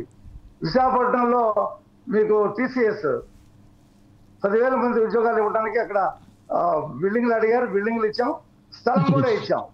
కాబట్టి అన్ని కూడా వన్ బై వన్ చేసుకుంటూ వస్తున్నాం. 6 నెలల్లోనే చేసేస్తామని ఏనాడు చెప్పలా. అన్ని సూపర్ 6 పథకాలు అన్ని అమలు చేసి తీరుతాం.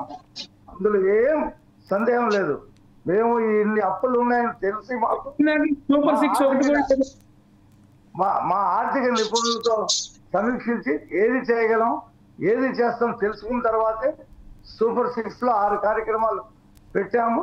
అన్ని కూడా చేస్తాం, చేయకుండా ఏమీ ఉండవు. ఇవ్వాలనే మేము సంకల్పంతో పనిచేస్తున్నాం.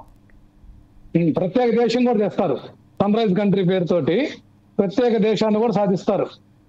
వీటితో పాటు ఎప్పుడైనా తెచ్చేది సూపర్ 6 మంత్స్ కాక ఎప్పుడు అమలు చేస్తారు? 2045 చేస్తారు, 2024 చేస్తారు. ఎప్పుడు చేస్తామని చెప్పారు.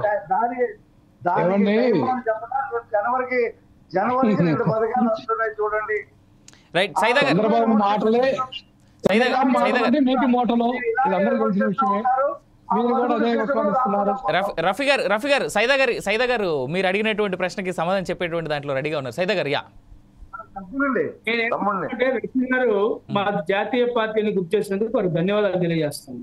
ఎందుకంటే తెలంగాణలో రేవంత్ రెడ్డి గారు ముఖ్యమంత్రి అయిన 15 రోజుల్లోనే ఉచిత బస్సు సౌకర్యం కల్పించారు. 2 లక్షల రైతులు రుణమాఫీ చేసి ఇవన్నీ కూడా మేము చూస్తాం. రైతు రుణమాఫీ మొన్న చేశారు, 4 రోజుల క్రితం. ఆగస్టు 15కి రైతు రుణమాఫీ అయ్యిందండి. అధికారంలోకి వచ్చి సంవత్సరం మేము వినండి అట్లనే కర్ణాటకలో కూడా మేము అధికారంలోకి వచ్చినటువంటి 2 నెలల్లోనే ఉచిత బస్సు సౌకర్యం కల్పించాం. అవునా?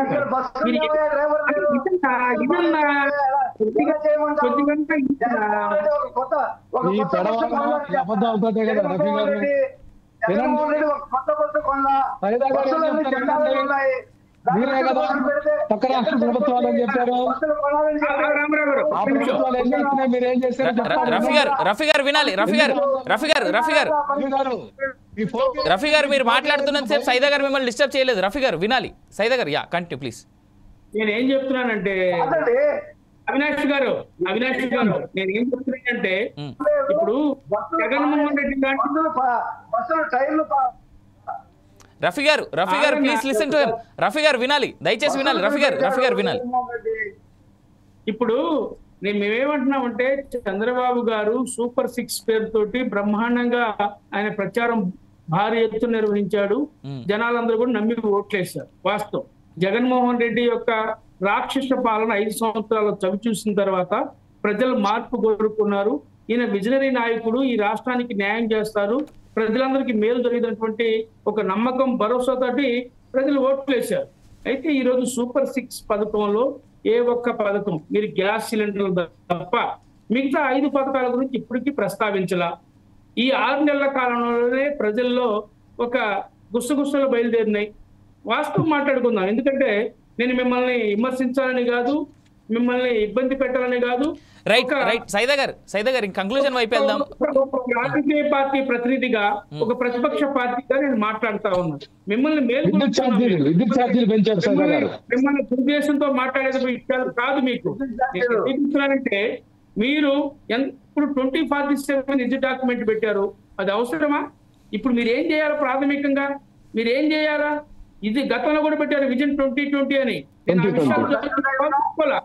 ముందు రాష్ట్రంలో ఏమండి, రాజధాని లేదు, పోలవరం నిర్మాణం జరగల, ప్రత్యేక హోదా లేదు, విశాఖ స్టీల్ ప్లాంట్ ఏమైతే దానికి అతిగతి లేదు. ఈ విధంగా చెప్పుకుంటా పోతే అనేకమైన అంశాలు. అదే 16 మెడికల్ కాలేజీలు ఉంటే 5 పూర్తి అయిపోయినాయి, మిగతా అన్ని కూడా మీరు ప్రైవేటు నారాయణ విద్యా సంస్థలకు అప్పు చెప్తున్నారని ఒక టాక్ ఉంది. మా ప్రకాశం జిల్లా మార్కాపురంలో మెడికల్ కాలేజీని దాదాపు 70% పూర్తయింది. దానికి ఆ నారాయణ విద్యా సంస్థకు మీరు తాకట్టు పెడుతున్నారని. సైదా గారు మీ దగ్గర నుంచి మొదలెడదాం. సైదా గారు ఒక మాట. సైదా గారు కంక్లూజన్ వైపు వెళ్దాం. మీ దగ్గర నుంచి ఉన్నారు. సైదా గారు గతి లేదు, ఇవన్నీ పట్టించుకుంటారు. సైదా గారు కట్టలేదు, ఎలాగ మెడికల్ కాలేజ్ పెడతారు? హాస్పిటల్ ఉండాలి కదా, హాస్పిటల్ నిర్మాణం లేదు, స్టాఫ్ లేరు, ఏమండి మీకు కావాలంటే మెడికల్ కాలేజీని నేను సందర్శించా. తర్వాత మేము అఖిలపక్షంగా ఏర్పడ్డాం, అన్ని పార్టీలు కలుపుకొని నిన్నే కలెక్టర్ గారిని కలిసాం, ఒక రిప్రజెంటేషన్ ఇచ్చాం. అక్కడ పరిస్థితి ఏంటంటే 70% పూర్తి అయిపోయింది మెడికల్ కాలేజీ, హాస్టల్ బిల్డింగ్స్ పూర్తి అయిపోయింది. సైదా గారు ఒక మాట. సైదా గారు రఫీ గారు ఒక మాట. రఫీ గారు సైదా గారు ఒక మాట. గఫూర్ గారు సార్ మీ దగ్గర నుంచి మొదలెడదాం. ఫైనల్ గా ఈ ఏపీ ఫైబర్ నెట్ కి సంబంధించినటువంటి దాన్ని కంక్లూజన్ లో మనం రాను అంటే ఎంతో త్వరగా ఇది జరిగితే బెటర్ అంటారు. దీనికి సంబంధించి కంక్లూజన్ మనం ఎలా తీసుకోవచ్చు ఇవాళ డిబేట్ ని? ఇప్పుడు నా పాయింట్ ఏమంటే, ఒకటి ఇక్కడ 2 విషయాలు కనపడుతున్నాయి. మస్తాన్ గారు ఆయన ఏమంటున్నా అంటే, ఈ కక్షపూరితమైనటువంటి రాజకీయాలు అయితే ఏం చర్యలు వద్దు, అభివృద్ధి వైపు దృష్టి సారించండి. అభివృద్ధి వైపు దృష్టి సారించడం, అభివృద్ధి పేరుతో ఇప్పుడేం వైసీపీ కాలంలో అభివృద్ధి కాలేదన్నారా వాళ్ళు? అభివృద్ధి పేరుతోనే వాళ్ళు చేసింది. అభివృద్ధి పేరుతోనే అరాచకాలు జరిగిపోయినాయి, డబ్బులన్నీ మింగేసినారు, లక్షల కోట్ల రూపాయలు రాష్ట్రం నష్టపోయింది అనుకున్నప్పుడు ఈ లక్షల కోట్లు నష్టపోయినాయని మేము 3 సంవత్సరాలు చెప్తూ వస్తున్నాం. ఇప్పుడు అవన్నీ వదిలేయాలంటే ప్రజలు ఏమనుకుంటారు? అవకాశవాద రాజకీయాలు ఇల్లు ఊరికి అధికారం కోసం చెప్పారు తప్ప వాస్తవాలు ఏం లేవు అని. ఇది పరోక్షంగా జగన్మోహన్ రెడ్డి పరిపాలనను బలపరచడమే అవుతుంది. కాబట్టి ఖచ్చితంగా విచారణ జరగాల. దోషులు ఎవరైతే ఉన్నారో అక్రమాలు, చట్టవిరుద్ధమైన చర్యలు, నిధుల దుర్వినియోగం ఇవన్నీ బయటకు తీయాలనేది నా పాయింట్ అండి. అట్లాగే ఫైబర్ నెట్ కూడా అందులో భాగమే.